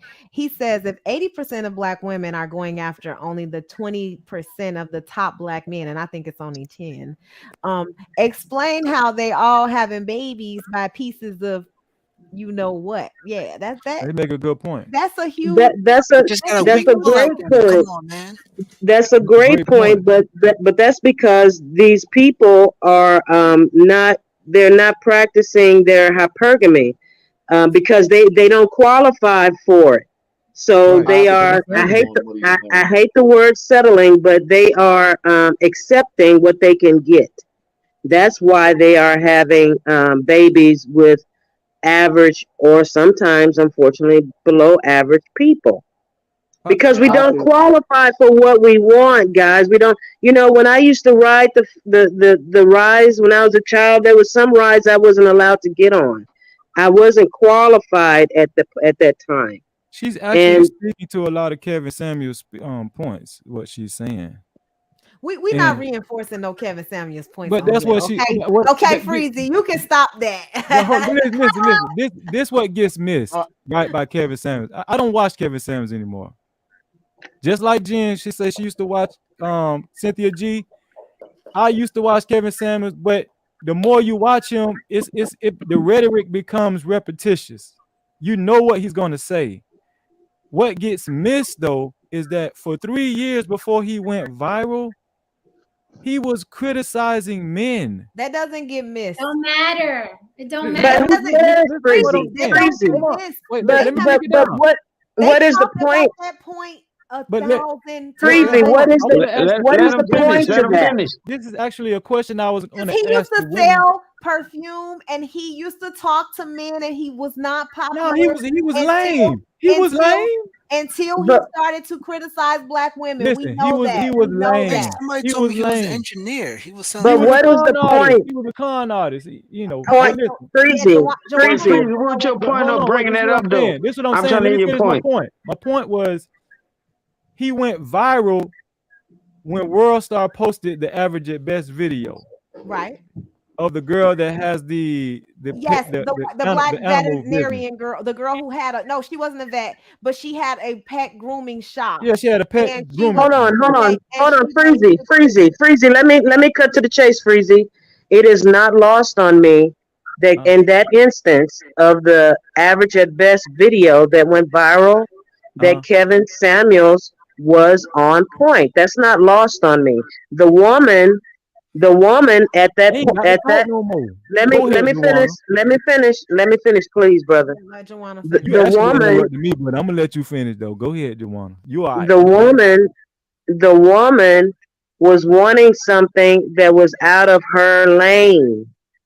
Right. Likewise, most of the men in Kevin Samuels' chat are wanting a woman that is out of their lane. Do you understand that? I mean, if you would let me finish, that's what I was alluding to. So the video went viral because the woman, she wanted some relationship counseling, which that wasn't what he was cammed up for that day, but he went ahead and sacrificed some time to give her some advice or whatnot. She had unrealistic expectations. She was caught. Listen, everybody got eyes. We looked at the lady. We all agree with you on that point, Freezy. That's why I want you to cut to the chase. We all saw the video. We all agree the woman was out of her lane. What I'm saying is this is when he went viral. So after he went viral, right? Mm-hmm. What actually maintained the status of his show was more and more women calling him. More and more women was entertaining Kevin Samuels and calling his show. So if you want to blame somebody for keeping this man in business, it's the women who was calling his show asking for advice or approval. I agree with you on the point. And the women that you're speaking of are a certain demographic. Those women are average. The women who are calling in are average and below. Not true. It was women of different economic stature calling his show. It wasn't just average women calling his show. They were all average. What is average? What is the definition of average to people, though? Because y'all keep using average. The lady that was on the reality show, this man has had celebrities call his show. Okay. He's so far he's had like 3 celebrities that were really hot women, for my awareness. I'm just saying he has had women of different demographics call his show. But the majority. The point I'm trying to make is women. Let's not focus on the outliers. Let's not focus on the outliers. Let's focus on the majority of the demographic. It's not outliers. It's not just celebrities. I'm talking about women that we don't even know. But I just told you, brother, that majority of people are. I just told you that a majority of people are average. So what are you talking about? No, you said only average people have called this man show. That's what you said. And Joanna, majority of people are average. Majority of women on the show are average. The majority of men in the chat are average. The above average people don't even watch the show. Okay, that's not true. Let me say this, y'all, because I don't want it to come out. You gotta stop coming on these panels just saying anything. I was on Kevin Samuels' show. Okay? Come on, that's what I'm. Come on, man. We just saying what we think, what we feel. Don't be saying average, Joanna. Tawana, you are an outlier. Tawana, you are an outlier. Everybody not. I was on his show, but listen, Joanna, I didn't call to get ranked. Okay. I did the smoke show. I came on the smoke show. I came to give him smoke about some of his talking points. So did he rank you? I don't remember. Oh no, I didn't. Listen. I'm not gonna. I'm just jigging at you. That's all. He ain't ranked me, okay. But he did say that I was not aware of my pretty girl privilege, and that's why I get away with certain things. Right. So he didn't rank me, but he did make a point to tell me that I needed to be more conscious of that when I'm having talking points.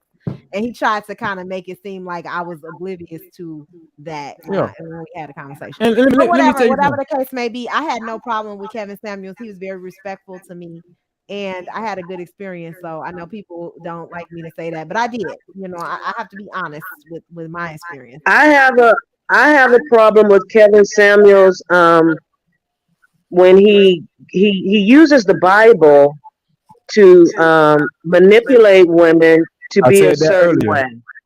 But at the same time, out the other side of his mouth, he tells women Somebody to had be a YouTube up. promiscuous. Somebody had a YouTube up. I can hear the echo, y'all. So just turn it down if you have it up, or turn it He off. manipulates. He tries to manipulate women at the same time that it's okay to be promiscuous. Yeah. This doesn't match, and then he quotes the fact that he was baptized at 5 years old, so that he is more righteous. Now, just because I'm saying this doesn't mean that there aren't small little nuggets that I agree with about the man. Just like with Cynthia G, if she is saying that selective breeding should be promoted, that's always been promoted throughout the history of human beings. That's nothing new. We should all be practicing selective breeding. And people who are butthurt about what she's saying are people who are just think that they should just automatically qualify. Everybody doesn't qualify. Everyone should not procreate. Again, 500 years ago, everyone wasn't allowed to procreate. You had to get permission from a king to marry. People don't understand the history of human beings. You had to have permission to even marry. Everyone Can I say doesn't something? qualify to I procreate or marry. I basically promote selective breeding on these panels every week. I tell women Married before Carrie comment. exactly.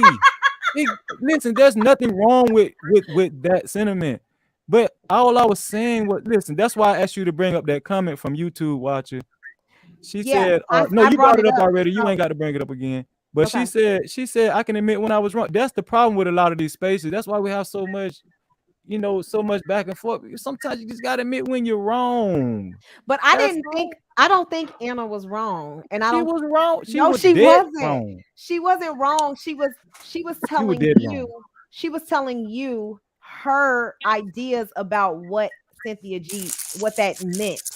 Okay, And when you that's run the tape back, all. she actually said that she did not say abort. She said that. She said she didn't say that. And she said I was wrong and she questioned my IQ because of it. Run the tape back. Come on, Okay, but it's brother Anna Freezy, though. brother Freezy, No, It's because Anna. I didn't hear brother, her. I think she was saying you were wrong about how you were interpreting it. That's what I took from what she said. brother No, Freezy, we can fix I ain't this what she right said. now by No. you That's answering my this dog now. question. And Alicia my dog, We but she can, was wrong. She was wrong. She wasn't brother wrong though. Freezy, She just had a different opinion from you. brother Okay, Freezy, all do you right, think, Juana. Okay. You brother see what I'm Freezy, saying? That's not wrong. This just means that she thinks differently No, about she it. actually said brother, she did not say abort. She did not. She said that. brother What did Anna Freezy, say? brother What she said? Freezy, Okay, She well, said I brother mean, I Freezy, disagree with that because she definitely says that right. She word. was wrong I don't know about if we that. can That say what it I'm on saying. YouTube because I think I heard we shouldn't say it. But so I'm gonna say a different word. But yeah, brother Freezy, do you think that Annalisa agrees that black males should be aborted? That would end the conversation right there. do Do you you think Well, believe she that agrees she with that? believes that black male fetuses should be aborted? That at would this end it point, all. listen. At this point, I don't know. Haran asked her that directly, and she didn't answer. Hey, Haran, did you What ever you get an think answer to though, your Freezy? question? What you think, No, she Freezy? didn't answer. What Thank did you think? you.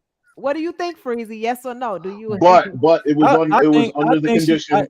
It was under the Y'all no ain't no no listen. I freezy plead the fifth. freezy Y'all are freezy not finna freezy get me in trouble with freezy Annalicia. freezy freezy freezy freezy. I Go You must on ahead. your also own, point brother. out that she did not answer it under the point that it was a hyperbolic statement. So Yeah, she she said said, it was so the hyperbole. fact so if we're gonna let's put the whole entire scenario out there if we're gonna actually speak on it. She said under the condition that the fact that it was hyperbole, she cannot sit there and basically say yes or no because it was an exaggerated truth. What I Yeah. wanted to say real quick though, Go ahead, based Haran. on what ill doctrine said, if 80% of black women are going after 20% of the top black men, explain how they are all having babies by pieces of shit.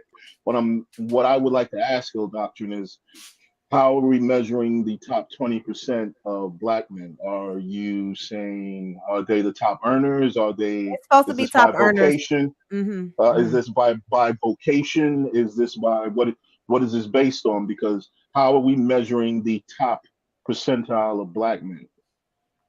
It's by the income, Haram. It's So so what is the okay? Can supposedly we everyone quantify that? over 100K, salary or more. So all black women, based on what you're just saying right there, all black women, 80% of black women are having children with men who are making over 100K per year. Is that So what we're he's saying? so the argument in the manosphere space is that we're all targeting just those 20% of men, and we only are Okay. mating that we're only mating with those 20% of men, right? Okay. All that right. we're not giving the other men play. And Okay. so So the I think 20%. he was saying that can't be right, that can't be true, because clearly we're not all dating just the 20% of black men. Like Okay, we so can't be. that's basically what I wanted him to actually fully explain. You Yeah. know what I mean? Because, you know what I mean, so we can just be clear about what is the top 20% of, you know what I mean, black men. And also, yes, this is not part of my language. I have no idea who the 20 is. This time is determined. Okay, well, I personally do believe in the Pareto principle. To not believe in it would negate the concept of average. And, you know what I mean? And as Miss Washington said, that, you know what I mean, basically to her point, yes, there is, you know what I mean, most people are average. And the Pareto principle basically said is basically stating that most things are many and average. So If you're saying that most people are basically going they're after. out of So yeah, explain what you're saying. Yeah, I don't want to. okay, so if you go to if you mostly go to any place of business, there's a small percentage of the employees there who actually, you know what I mean, are responsible for 80% or 90% of the production of the success of the company. There's a lot of people at the company. If the company is huge, you know what I mean, there's a lot of people who are either mediocre or aren't really just that good at their job. You know what I mean? I'm sure that many of you can attest to that if you worked in large corporate spaces. You know what I mean? You can say that also, you know what I Yep. mean, with a sporting team or, you know what I mean, a basketball team. Let's use that for an example. There's a starting five for a reason. Right. You know what I mean? And there's a large bench for a reason because most people on the team aren't that great. You know what I mean? So they're starting, you know what I mean? So the production, the success of the team is kind of really based on the success of only a few people. And that's kind of, you know what I mean, what human history has been based on, you know what I mean, specifically. A very small minority of us has pushed, you know what I mean, humanity forward. Not many of us have pushed humanity forward. Even our status as black people, you know what I mean, no matter how you want to, you know, slice it, a very Right. small minority with, you know, sub minority within the black community were, you know what I mean, were about civil rights, were about putting their lives on their line on the line and so on and so forth to ensure that the many would basically, you know what I mean, to be able to take advantage of the spoils, if all of that is making sense. And if I may piggyback on that right quick and interject something, what he just said was powerful, Yes. because all this conversation that so-called black people have about us being, our ancestors being kings and queens, that was a small minority of us who were kings and queens. The majority of us were average peasants. We were peasants. We were not kings and queens, but we keep Absolutely. we keep prosperating this narrative that we were kings and queens. No, most of us were average. Most of us were in bondage of the kings and queens that we profess. So Yeah. continue, Mr. Heron. I love what you just said. Yeah. So we So yeah, gotta concentrate on the small subset of us. well, yeah, you That's know what I mean, basically what you're because saying. I mean, well, you know what I mean, to the point that I always hammer out to you, you know what I mean, to everyone, is that the main, you know, the best possible chance that we actually have as a community is if we concentrate on the higher achievers mentoring the children. you know what I mean, who have an opportunity or who are more susceptible to be conditioned and you know what I mean, more open to become higher achievers themselves, or at least functional, not dysfunctional. Because everybody's not going to be a high achiever. That's just not going to happen. Yeah. But if we constantly spend all of our resources and our times trying to, you know, I mean, quote unquote, help the, quote unquote, Pookies and Ray Rays and so on and so forth, the people who are basically mucking up, you know, what I mean, the waters, you know, what I mean, we're just wasting time. Those people are just way beyond. They're average underachievers by, you know what I mean, by a number of reasons. You know what I mean, Yeah. we don't necessarily have to get into that, but they're underachievers for a number of reasons.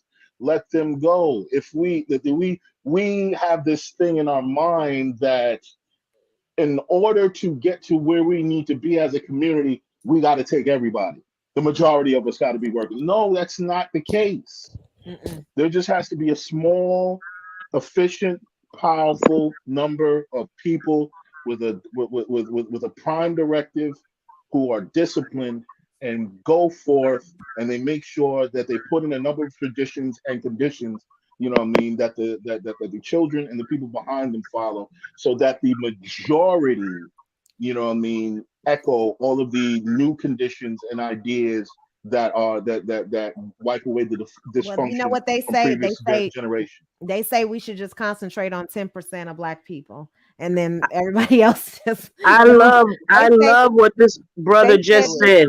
concentrate on the 10%, Less, and less then is more. There's plenty of us. that's the. I, I I love what he just said. I echo Mr. Heron's last statements on unfiltered black man, and I was chased off the panel because they kept saying, "But we got to bring everybody." No, No, everybody ain't gonna make it. they not gonna make Everybody can't go, no. and I include myself in that. I'm okay. I understand it.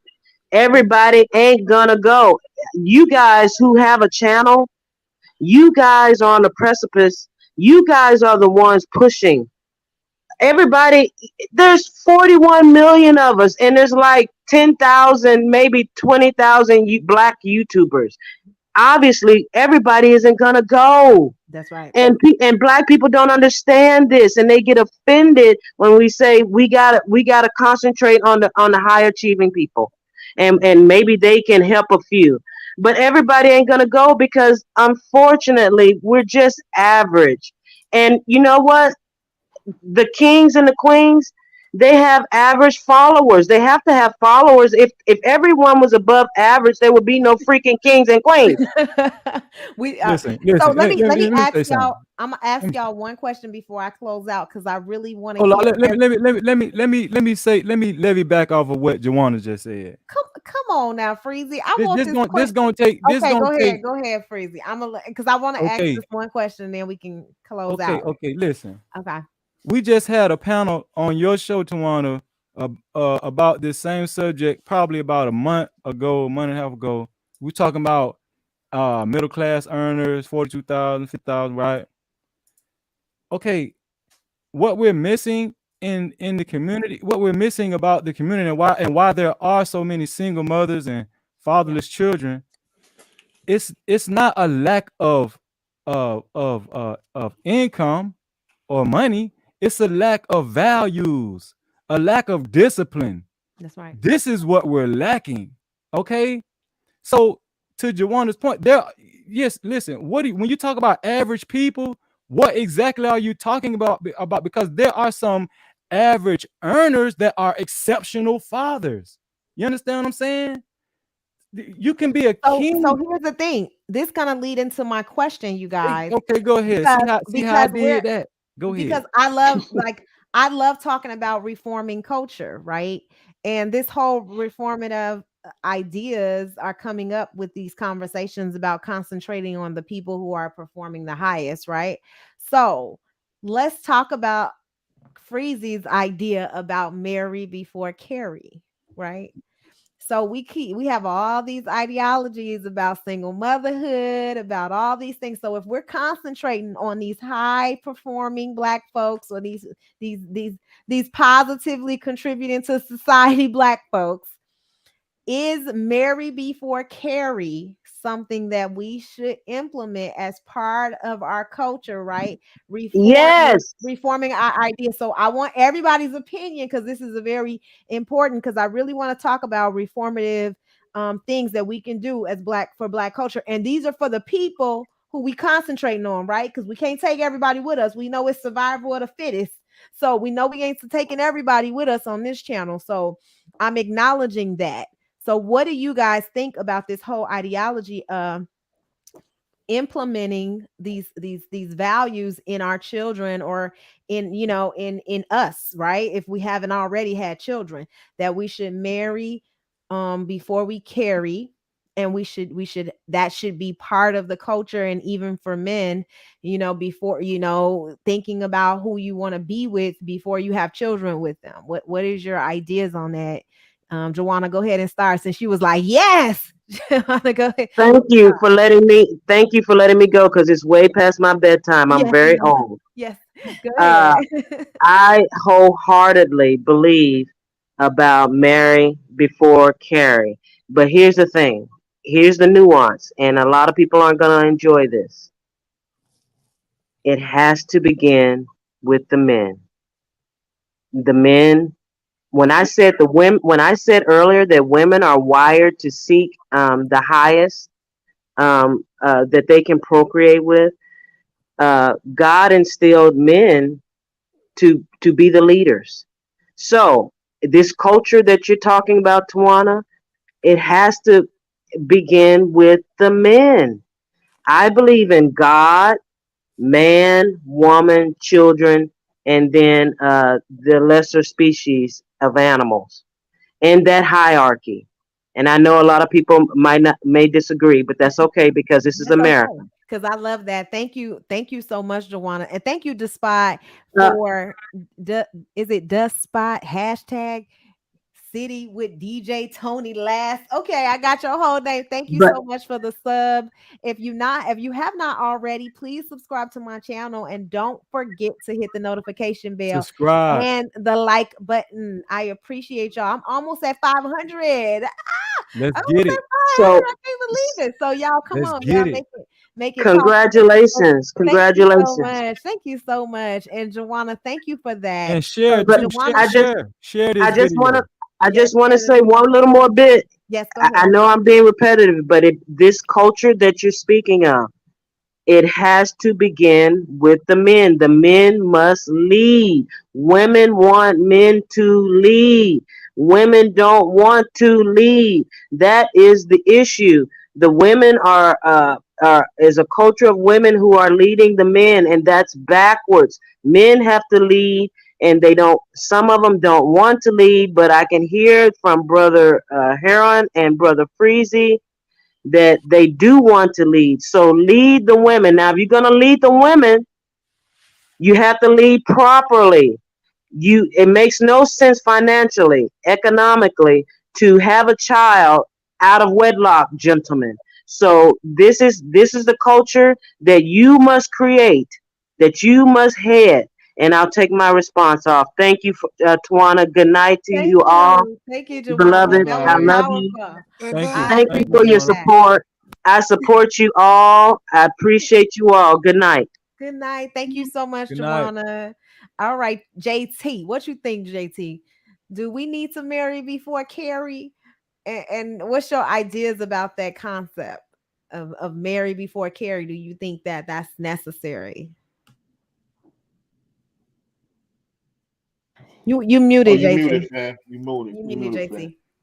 Yeah, my bad. Of course, that will be the right thing to do. Like if we go by books or whatever and stuff like that. But I mean, to each his own. It's a 50-50. Everybody's not made to be married. Some people want to be married. Some people want to just have kids. I mean, some people want to do other things in this world, So I mean, we support gays and all that and their decisions. So everybody entitled to that. entirely to theirs. So it's 50-50 with me.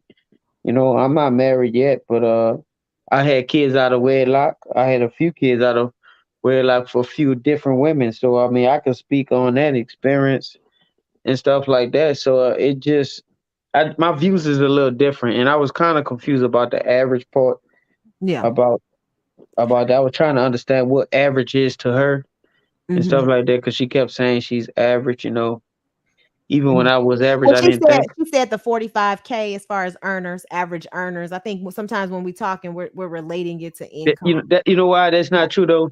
They got some people that make more money than that. They can't. I mean, can't prove they make that money. You know what I'm saying? So, does that make them average? So, I like I said, it's just to each his own with it, and everybody's not on this earth meant to be married, and some people still want kids. So. All right, so you don't think that reforming culture, if we say marry before carry, that's gonna help us move into society? No. Actually, it may help bring up the percentage, but it's always gonna still be a higher percentage of negative, in which y'all view negative than positive. So it's gonna be always higher percentage of negative. So it will help bring up the percentage a little. But a lot of married people are not staying married. Yeah. So that's the truth statement. Thank you, JT. You got to come back, JT. I mean, don't be scared to come on. You know, I know. Oh, I'm not scared to come on. I'm not looking for no. I ain't looking at no gunshots. People shooting at you, coming at you all loud. Freezer be ducking and stuff like that. Like, damn, you know. Bruh, So, come, you good, bro? Come on up, bro. You know, you cool for you good. Yeah. But you can get the smoke if it needs. Oh no, I can handle this. Look, I can handle the smoke. To give it to you, it's gonna have to happen. Oh, Tawan, look, I ain't worried about your smoke. I'm talking about they got some other people. You know, they got other people. Okay. You that bring a little more heat. Tawana, Jen, and Tawana, they can attest to Anna this. is what he's saying, y'all. He's scared. I didn't say no names. I just say they got other people. See, there you go, point name. I don't have no problem. I don't have no problems. You know why? Because I maintain a level of respect. That's where it get lost at. Yeah. Right. Always maintain a level of respect. They ain't never got to worry about. I mean, that's all it is. You could have a debate, we could argue, but I don't want to get disrespectful with nobody, and that's when that's when I have a problem. When you start going back and forth, then you start getting disrespectful. That's when we become. Annalisa disrespected me because she said my IQ was low. But Annalisa, guess what? You still my. You know dog. what though? She probably don't feel that it's disrespect, but it is that's to me. That's like a sign of kind of belittling a man. To me, ain't nobody. Okay, but here's the thing, y'all. Let me say this. There is not a lot of spaces where men and women can get together, talk, and have these conversations. Right. So what y'all need to do is, because I used to do this, and this is part of what I used to do that I don't want to do anymore, is take some things that's said on these panels too personal, right? Like I understand that I understand in that case that if something specifically said about you, I understand why. But I do think that sometimes it's like, okay, they talk about Black women as a collective, and I have to be open to hearing those criticisms, because I want to know, okay, what exactly is the criticism that Black men have about Black women. And even if I do feel like, dang, they calling all Black women fat, like, okay, I'm overweight. I may feel like I'm overweight, or I may feel like women in my family are overweight, right? Or I'm not at the weight that I want to be at. And so I can't personalize every conversation. I have to talk about the talking points. And if we can't get to a place where we can just attack the talking points and not the person, then we're not going to have no spaces where it's a collaboration between the sexes. It's going to have to be like, I got to pick women over men. Like I got to pick, right? Because ain't nobody going to be able to hear. I agree. I agree with that, Tawana, but you still gotta have but what y'all not gonna do though is come on here and tell me who can be on my panel and who can say. I never said that. Like that's not gonna happen. I never said that. Look, I never said that. That's not gonna happen. You know. Now look what you doing, Tawana. See what she doing? And that's what reason why I call for peace and then get gangsters. You know what I'm saying? I mean, I'm peaceful. But let me just say this, because lots of people in these damn spaces like to tell you what you can and cannot say, and it's just never going to happen. I'm gonna say whatever I want to say, and that's just what's gonna happen. Yeah, And but you got what you got. you're not gonna threaten me, and you're not gonna keep me quiet based on some stupid stuff. I don't I care. agree. I Like, agree with you on expose, that, Tawana. do You what gotta you just gotta make do. sure You see what I'm saying? everybody stay respectful with it, though. That's the That's only the thing, thing though. about it, though. Yeah, I'm Cause cool like with that. I you think saying people, you but saying I let you want Freezy, people I you let saying you Freezy want say people what to he want come. to say, and I let Anna say what she want to say. They Yeah, can but you hash it out. They're Can I adults. yeah can I They can say you talk can I it say out. another thing? We got to look at the nature of the relationship. Me and Anna got that type of see it's in the spirit of debate. That's right. We debating on these panels, right? So I mean, we have to know how to debate. Sometimes it's not going to be intellectual. Sometimes it ain't gonna be intellectual. Sometimes it's gonna be, we just talking in layman's terms. But I know Annalicia's personality. I know she didn't mean any harm. You know, okay. I'm gonna use me and Haran for an example. Probably about a month ago, about 3 weeks ago. Listen, we didn't take that shit personal. Right. Right. Listen, see this little square box we on right here? That's how that's as far as it go right there. This Right. little Listen, square but box. Freezy, And plus things that are said some in the heat of people the do I moment. think take things Jen say it all personal. the time. Jen say that shit all the time. And I agree with that, But man. some people do take things personal in these spaces. Let me tell you, I have gotten feedback from men who are like literally pissed because I talked about black men as a collective, and I talked about violence in our communities, Man, that I talked everybody got about an certain things. opinion. It don't And matter. they have literally went on a rampage to go against me That's because crazy, of that. man. So what I'm saying is some people do take these things personally. I could care less. I'm not going to stop saying the truth because you cannot distinguish between black men collective and yourself. If your shoe fits, then wear it. Then you need to change your life, because this is destroying our communities. If not, then keep it moving. We used to say Yeah, something called Kim, keep it moving. Like, shut the fuck up. Like, I don't right. understand.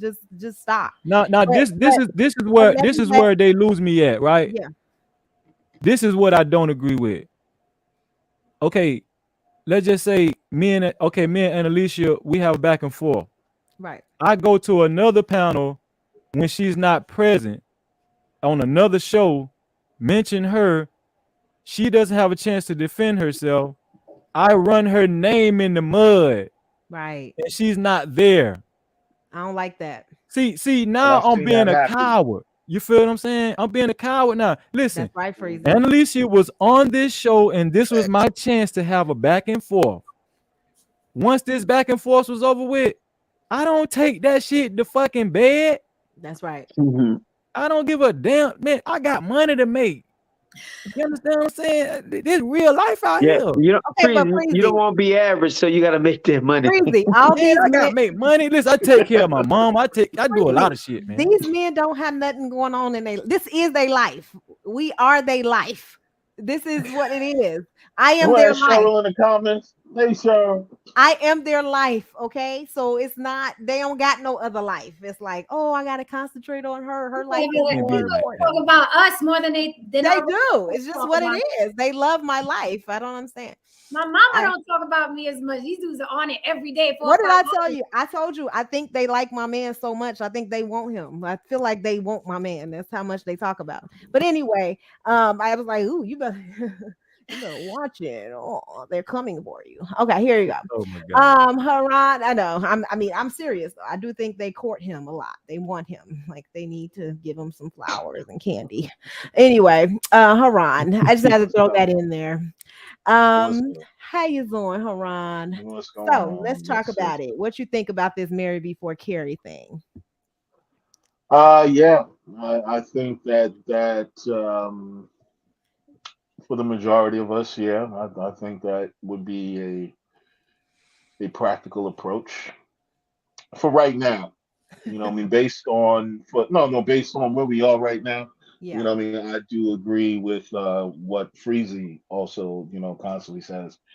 You know, what I mean, marry before you carry. To JT's point, there might be some of us who who aren't interested in marriage and so on and so forth. I mean, you can't hog tie everybody into the idea of it, but on in terms of culturally, like, I mean, this is what our name and our brand is synonymous with. Yes, marry before what I mean, carry. I Right. think that will be much more beneficial to us because what comes out of that would be like, okay, we're in it. There's a contract being signed, and now we have more of an incentive for there to be a two-parent household now. There's more of an incentive there. What I mean, since that people are married and they're in it.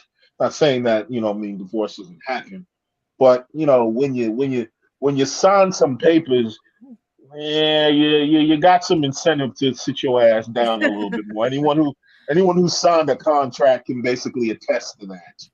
What I mean? When people got papers on you, you can't just get up and just run out the door willy nilly. What I mean? When nobody really has any papers on you, then there's that freedom where you feel like, well, why am I really here? What I Right. mean? And Right. sometimes people need incentives and they need to be handcuffed. What I mean? Well, I guess And it just gives you the best, sets you up for, I mean, even if it doesn't work out, but at least you yeah, tried. things happen. You Things set happen. yourself up. Divorce Right. happens. Right. But I see. initially, if we're going in with the best of intentions, under the best conditions, Right. then it increases the success rate. I get it. Tristan, what you think? Marry before carry. I mean, if she asks if I signed that marriage, sir, I'll say this. But in all seriousness, though, yeah, I don't think it matters because everybody's effing everybody anyway. It seems. So like, I can't honestly be like, Tristan, you out yeah. here effing everybody? Listen, The effing There's shame if certain you people are. that watch. Okay, do Oh, not get me Tristan, in you've been trouble. listening to Wendy Williams, haven't you? Like, you need to stop it I like now. how Okay. Haran likes to give me a text message late at night. So what did Haran mean by you effing everybody? So don't do that, sir. Okay? Can I live for once? All right. So, but I think it's a good starting point because at least it brings efficiency in someone's life. I Right. would say, but I don't think we're gonna get there because everybody has too much freedom and they have no culture or tradition to where they see the benefit of it of married Right. before carry. But you think that for those of us, that 10% of or the ones we're concentrating on, if we think about our culture and we pass down to our children, hey, before you have children, you need to get married or you need to be in some sort of stable type of environment with the man or whomever you choose to be with to raise this kid. Do you think that passing that down, reforming culture, right? Because right now, like you said, it's just kind of people have children whenever they want. They don't care about they don't care about marriage. It's not really a thing. People don't really kind of do selective breeding, like we said. So it's just kind of a free for all right now. So if we really start to pass that down, do you think it will have an impact? It can, but if we're looking at that small percentage, Yeah. you gotta remember all three of your kids will be married compared to some other kids where if they're in that top 10% with single mothers, they won't get married. Right. They go by what they see. Yeah. So That's true. it's a cycle. I think people forget about a person's character because let's say there is a kid that grew up with a single mother and he becomes in this percentile, right? Now when he gets now more than likely people are going to come for him. Now he has options. Now when you Mm-hmm. have the options, how do you behave? Mm-hmm. Mm-hmm. I Mm-hmm. said because they could be like your husband where he just shuts it down with one woman, or we can see how we see with the other people in these YouTube streets where they're like, oh, she said hi to me, then she said hi, then she said hi. I'm gonna try to F 1, 2, 3, 4, 5, 6, 7, 8. You get what I'm saying? Yeah. Yeah. It character matters, but everybody's an individual. Like you can't like you can raise your son to be the best that they can be, but at the end of the day, he's got to make decisions of how he sees things and understand things. So That's right. it's too complex to do it. It's just do the best you can and just hope for the best, basically. All right. Jen, I would love to hear what you got to say. I know it's going to be spicy. Yes. What do you think, Jen? Marry First of before all, care. check your Instagram. I sent Okay. you a message. And what I think is, yes, marry before carry. Absolutely imperative. If you're already going to commit to being a parent, co-parent with another human being, children are forever. So I would prefer you marry before you carry. It always drives me crazy when men are like, I wouldn't get married, and then you make someone a mother. And that's a permanent commitment, right? So that always blew my mind, where it's like, I'm not going to commit to marriage, but I'll commit to this human being who I have to raise and be responsible for the rest of my life. So marry before carry. But I think this may be the spicy part. Stop having children in a struggle. It's like normalcy for us to have children in a struggle. If you're not financially stable, if you're not financially set, if you know you're 2-3 checks away from disaster, stop having sex to bear children. Keep having sex, but use birth control, because I think we've normalized having children in a struggle, because it's like, oh, we're married, so we're supposed to have children now that we're married. No, if you're in a struggle and you know when you're financially sound to bring a child in the world, don't do that. Because too many people are bringing children into the world and bringing them into their struggle. And then it's generational struggle. We have to think about generational wealth. We've done enough generational struggle. Are we good? We got it. We good. We know what it feels like. We know what it looks like. So if you're not prepared, if you don't have that college plan set up, do not impregnate anybody. That's great. That's a great point. Thank you for that, Jen. Because investing in our children, I think we forget that that's a huge, like a child is an investment. It's not just like, oh, I'm having this kid. Like, yeah, you got to put a lot of resources into that kid and a lot of time and a lot of money. I hear a lot of kids say like, oh, I want to do this so I could buy my mom a house. I want to do this so I could get my dad a car. They should have that. That's right. That should not be the burden of the child. That's all. Right. Thank you. What about you, Freezy? Because Freezy, this is your statement. Marry before care. I didn't use the whole. I just wanted you to kind of tell me like what's your ideas around that when you say it. I know what people have meant in the past, but for you, reforming culture, marry before carry, you kind of push that. So talk about it a little bit. You know what? Everybody gave excellent points. I was listening to what DeWanna Washington was saying, right? And it's interesting because we talk about we have this same back and forth all the time on the panel as far as men being the leaders, right? And being the leaders of the community. And I agree every time any woman on the panel on these panels say that. I agree with DeWanna. She was elaborating on marry before you care, but she was focusing on the men being the leaders, right? And I understand what she was saying, but what she has to understand is men don't carry. Men aren't the one that does the carrying. So when I say marry before you carry, it's specifically speaking to the women. I'm gonna tell you why, right? So we always talk about being intentional, right? It's, in my opinion, it's more important for women to be intentional because they are more vulnerable, right? Women are more affected. Can he finish? I know y'all both will say something. Listen. Women are more. Women are more. Y'all faces telling it all right now. Go ahead, Freezy. They're about to come at you. I got you, Freezy. I'm calling 911 now. I got you.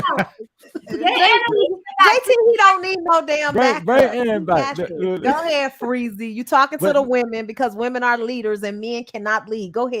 This is what I'm saying. Women are more affected in premarital pregnancy. Women's bodies go through more changes, right? During pregnancy and afterwards and all that kind of stuff, right? We talked about abortions earlier. Men aren't the ones that have to sit on that table and go through that bullshit, right? So when I say marry before you carry, it's because I'm trying to protect women from these life-changing experiences Men do not have to listen. Men do not have to endure these. Crazy. Just stop, man. I'm just saying. Just stop. Listen. Is it true? Is it true? Have a lot of women and younger women. Let's speak on the younger women, right? Early 20s, teenage, late teens.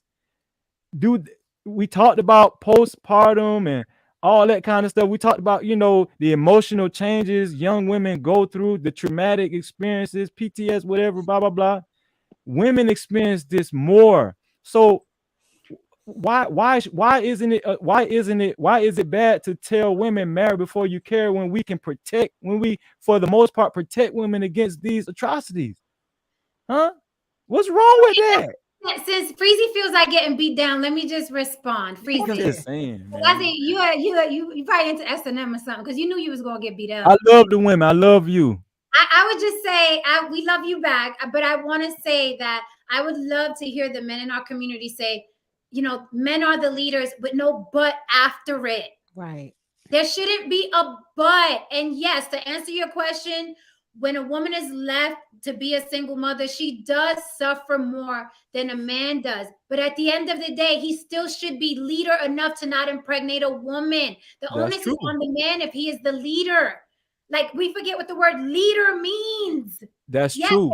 If the leader abandons, right, or impregnates people with abandon, yes, the women will suffer more. But it's up to the men. So I would love to hear you guys say, we're the leaders, period, point blank, and this is what we're going to do because this is what leaders do. Not, we're the leaders, but women, protect your womb. No, you're the leaders. You're leading. No, I wasn't saying that. What I was saying was that, okay, I gave a scenario earlier, Jen. I gave a scenario earlier, right? This young woman, she could have been a virgin, right? Dude could have been a virgin. They both of them could not know any better, right? He's being responsible and using a condom, right? They're not married. The condom breaks. She gets pregnant. Neither one of them meant any harm. But who is going to suffer the brunt of this situation? I know, it's going to be her. I know, but that's it's going to be the young woman in her late teens. No, but that's different. Being a single mother is not always equated to suffering. Okay, I didn't say that. I do hate when you guys say that because that doesn't necessarily mean that. In your mind, a single mother is pretty much basically taking the accountability, and she's going to have to take most of the accountability. Yes, but we can't ignore that but we can't ignore that a lot of these women are growing up and maturing before their time. Okay, no, what y'all are ignoring, what men are ignoring is every action has a reaction. So if these single mothers, they have no problem having these children. They're raising these children. But the problem is that you guys are complaining about the way that they are raising these children, right? You have a problem with the children that they are producing. So you want to keep on impregnating them. You see, they don't have no problem having these children, but you don't want to take accountability for the fact that you have control. So you're saying that they're not having problems. You're saying that across the board they're not having problems raising these kids. Women are doing it. They're doing it. They're continuing to have children. They some of them have. Hold on, wait. So let's talk about the high crime rate. Complaining about the single women. Let's talk about the high crime rate in these impoverished areas, the high right? crime rate. Yes. Let's talk about Chicago. Let's talk about New York. Let's talk about LA. Yeah. Most of these guys are being raised by single mothers. This is what I'm saying. These single mothers have to endure. Why don't you change the language to most of these guys are being raised, right, by single mothers because their fathers left. Their father's gone. Okay. Let me say what you just said, Jen. Most of these young men are being raised by single mothers whose fathers left. Right. Right. But what I'm telling you is that whole scenario would not occur. If a man had penis control. That whole scenario could be avoided if the leaders of the community had penis control. You all are not leaders. Okay, so listen. Leaders. Freezy, y'all are not on the plantation no more. Y'all are not breeders. Y'all are not circuit riders running through the plantations, getting women pregnant. Like y'all really y'all can decide what women y'all choose to impregnate. You can actually get married, not just have sex with them and consider it marriage. No, you can actually legally say, hey, I want this woman to be my wife so we can raise our children together. But you're not understanding what I'm saying. Listen, women are receiving the ass end of the situation. Because that's what you've been conditioned to. No, listen what I'm saying. Listen. We just talked about bodies. We just talked about bodies earlier, right? You keep laying down with these dudes, right? First of all, you might not even get pregnant. Let's just say you done accumulated so many bodies. Nobody cares about how many bodies. Can I say something? Nobody cares about how many bodies the dude got, but they do care about how many bodies women got. Yo, Freezy though. Marry before you care. Slut shaming is old though. It's like an old Tawana and Jen. So y'all basically saying, I heard Jen say the man need to control their penis, right? I mean, I'm still like, it still take two people, you know, unless the man forced himself on the woman she didn't want to, and that happens in this world too. But the woman has just as accountable as the man. Come on, man. What I think with Freezy, like this, my thing. Like I have a son, and he go out there and make an immature decision, you know. Because when I was young, who was wearing rubbers? Honest, let's be real. Okay, we out there playing the game, you know, not knowing the game, but you out there playing it. So he go out there and make a mistake, right? My thing is, and he's gonna first thing he gonna think, I'm not ready for a kid. Get rid of it or whatever. He might not even say that. He might not even know what it means. He just say, get rid. I'm in my lifestyle. But me as a man, I'm gonna have to sit there and say, you made this decision. You got to hold yourself accountable for the decision that you made. You impregnated this girl. Y'all did it out of marriage. Now you got to do what you got to do to help take care of this kid.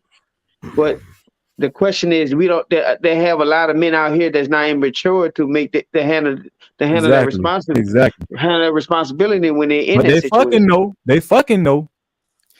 But this is the thing though. Look, this is the thing though. This is why Cynthia G say stop breeding with y'all mother. This is why she say that right here and right now. So here's but look, also Tawana, it goes back for the household. They're not being taught. Like Freezy just said, these single mothers are raising kids. They're not being taught. They're not being taught that and stuff like that to take care of their responsibility. They got to go through experience and go through life situations. I hear y'all point. Disgusting conditioning, disgusting conditioning in our community specifically that men know she'll do it. She'll take care of it. She'll take care of it. Disgusting condition. No, that's not true though. That's not true all the time. And they think that, and then they think the government. That's why men leave because she'll take care of it. She'll take care of it. She'll be all right. And then they go impregnate somebody else. Go impregnate somebody else, and then go impregnate somebody else because they're not responsible. They don't get the full brunt of the situation. It's a disgusting conditioning that it's okay. Well, Jen, let's look at it though. Let's look at it though, Jen. Are most of these guys intentionally getting these? Are most of these guys intentionally getting these women pregnant, or is it by mishap? No, it's intentional because you it's intentionally because you put yourself at risk. If you go in there, no. I'm saying, are they going in and saying, I'm about to get this girl pregnant? No, but you already know. You already know how that happened, though. Right. Freezy, we can't teach them biology. They shouldn't be having sex if they don't understand. That's true. When you roll them dice like that, that's the possibility that can happen. So, Juana. Yes, Haran. Juana, can you highlight we Unlock Nation? He's asking a question.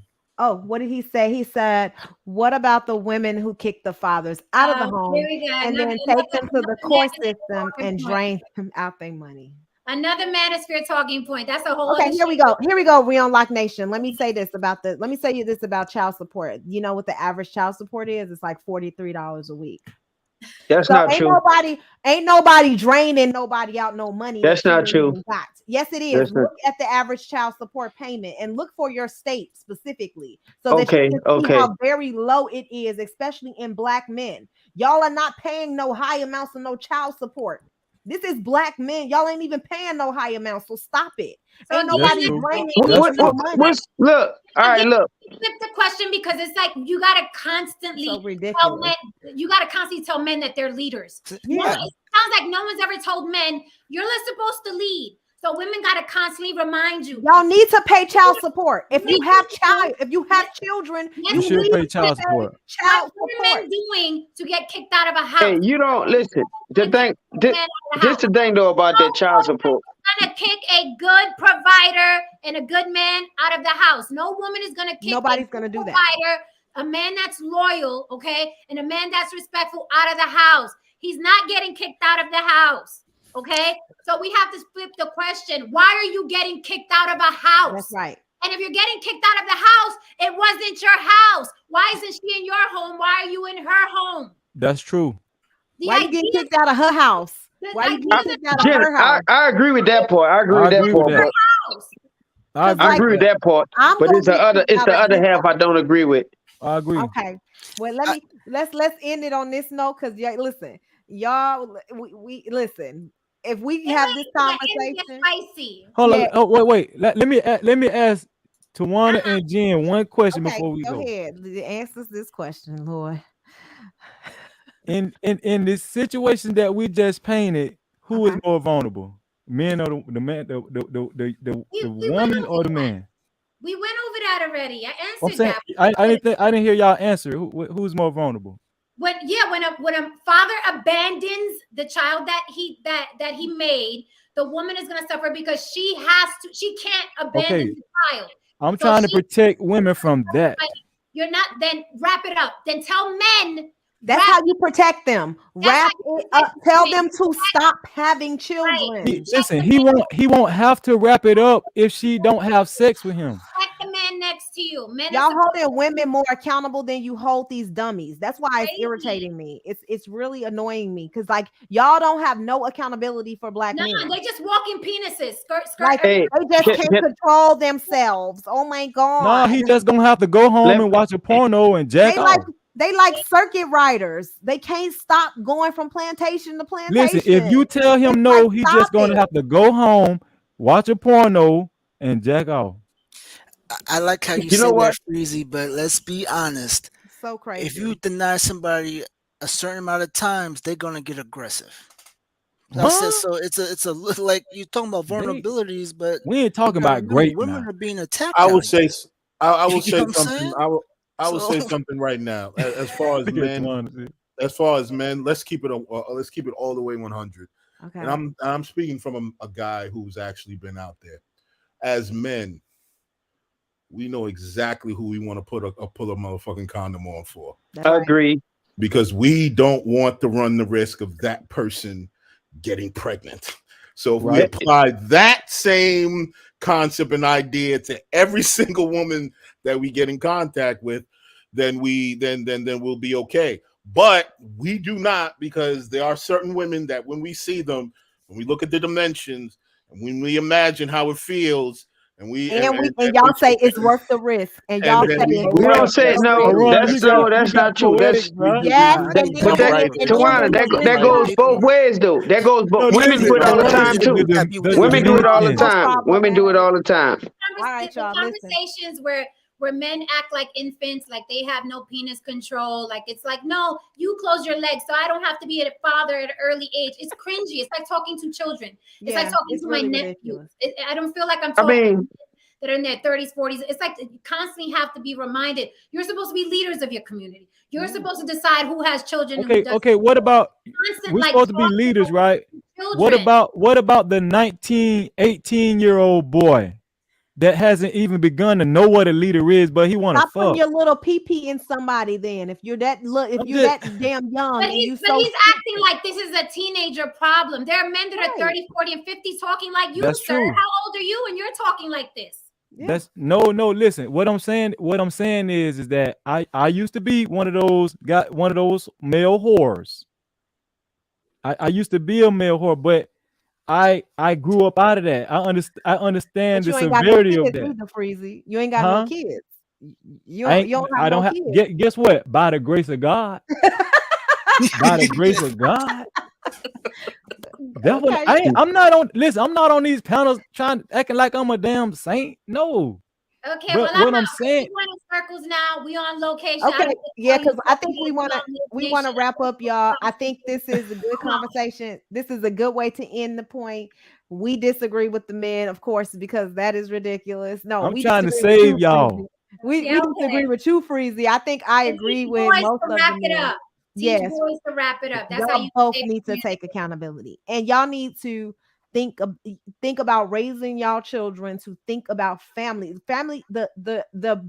I think every community, the strongest communities have family at the core of it. They have structure, like all of the other communities, the core structure of their communities are families. And I'm not saying marriage is the only way to have a family, but you need to make sure that that's the type of environment you're bringing your kids up in, a family of all kind of support and all this positivity. I don't think we think about that. And so, yes, I agree that with your statement, not the way you're saying it though, Freezy, the marry before carry. No, I do not. I think that men need to think about making women their wives before they have children. And I do think women should think about having a husband or a stable partner before they have children as well. I do agree with that. And I think there's other factors, finances, etc. Bye, Jen. I'm Bye, Jen. I'm up with you in a minute. But thank you guys so much for everything. Thank you, everybody in the chat. I appreciate y'all. Okay, even the ones that are disgruntled and crazy, I appreciate y'all too.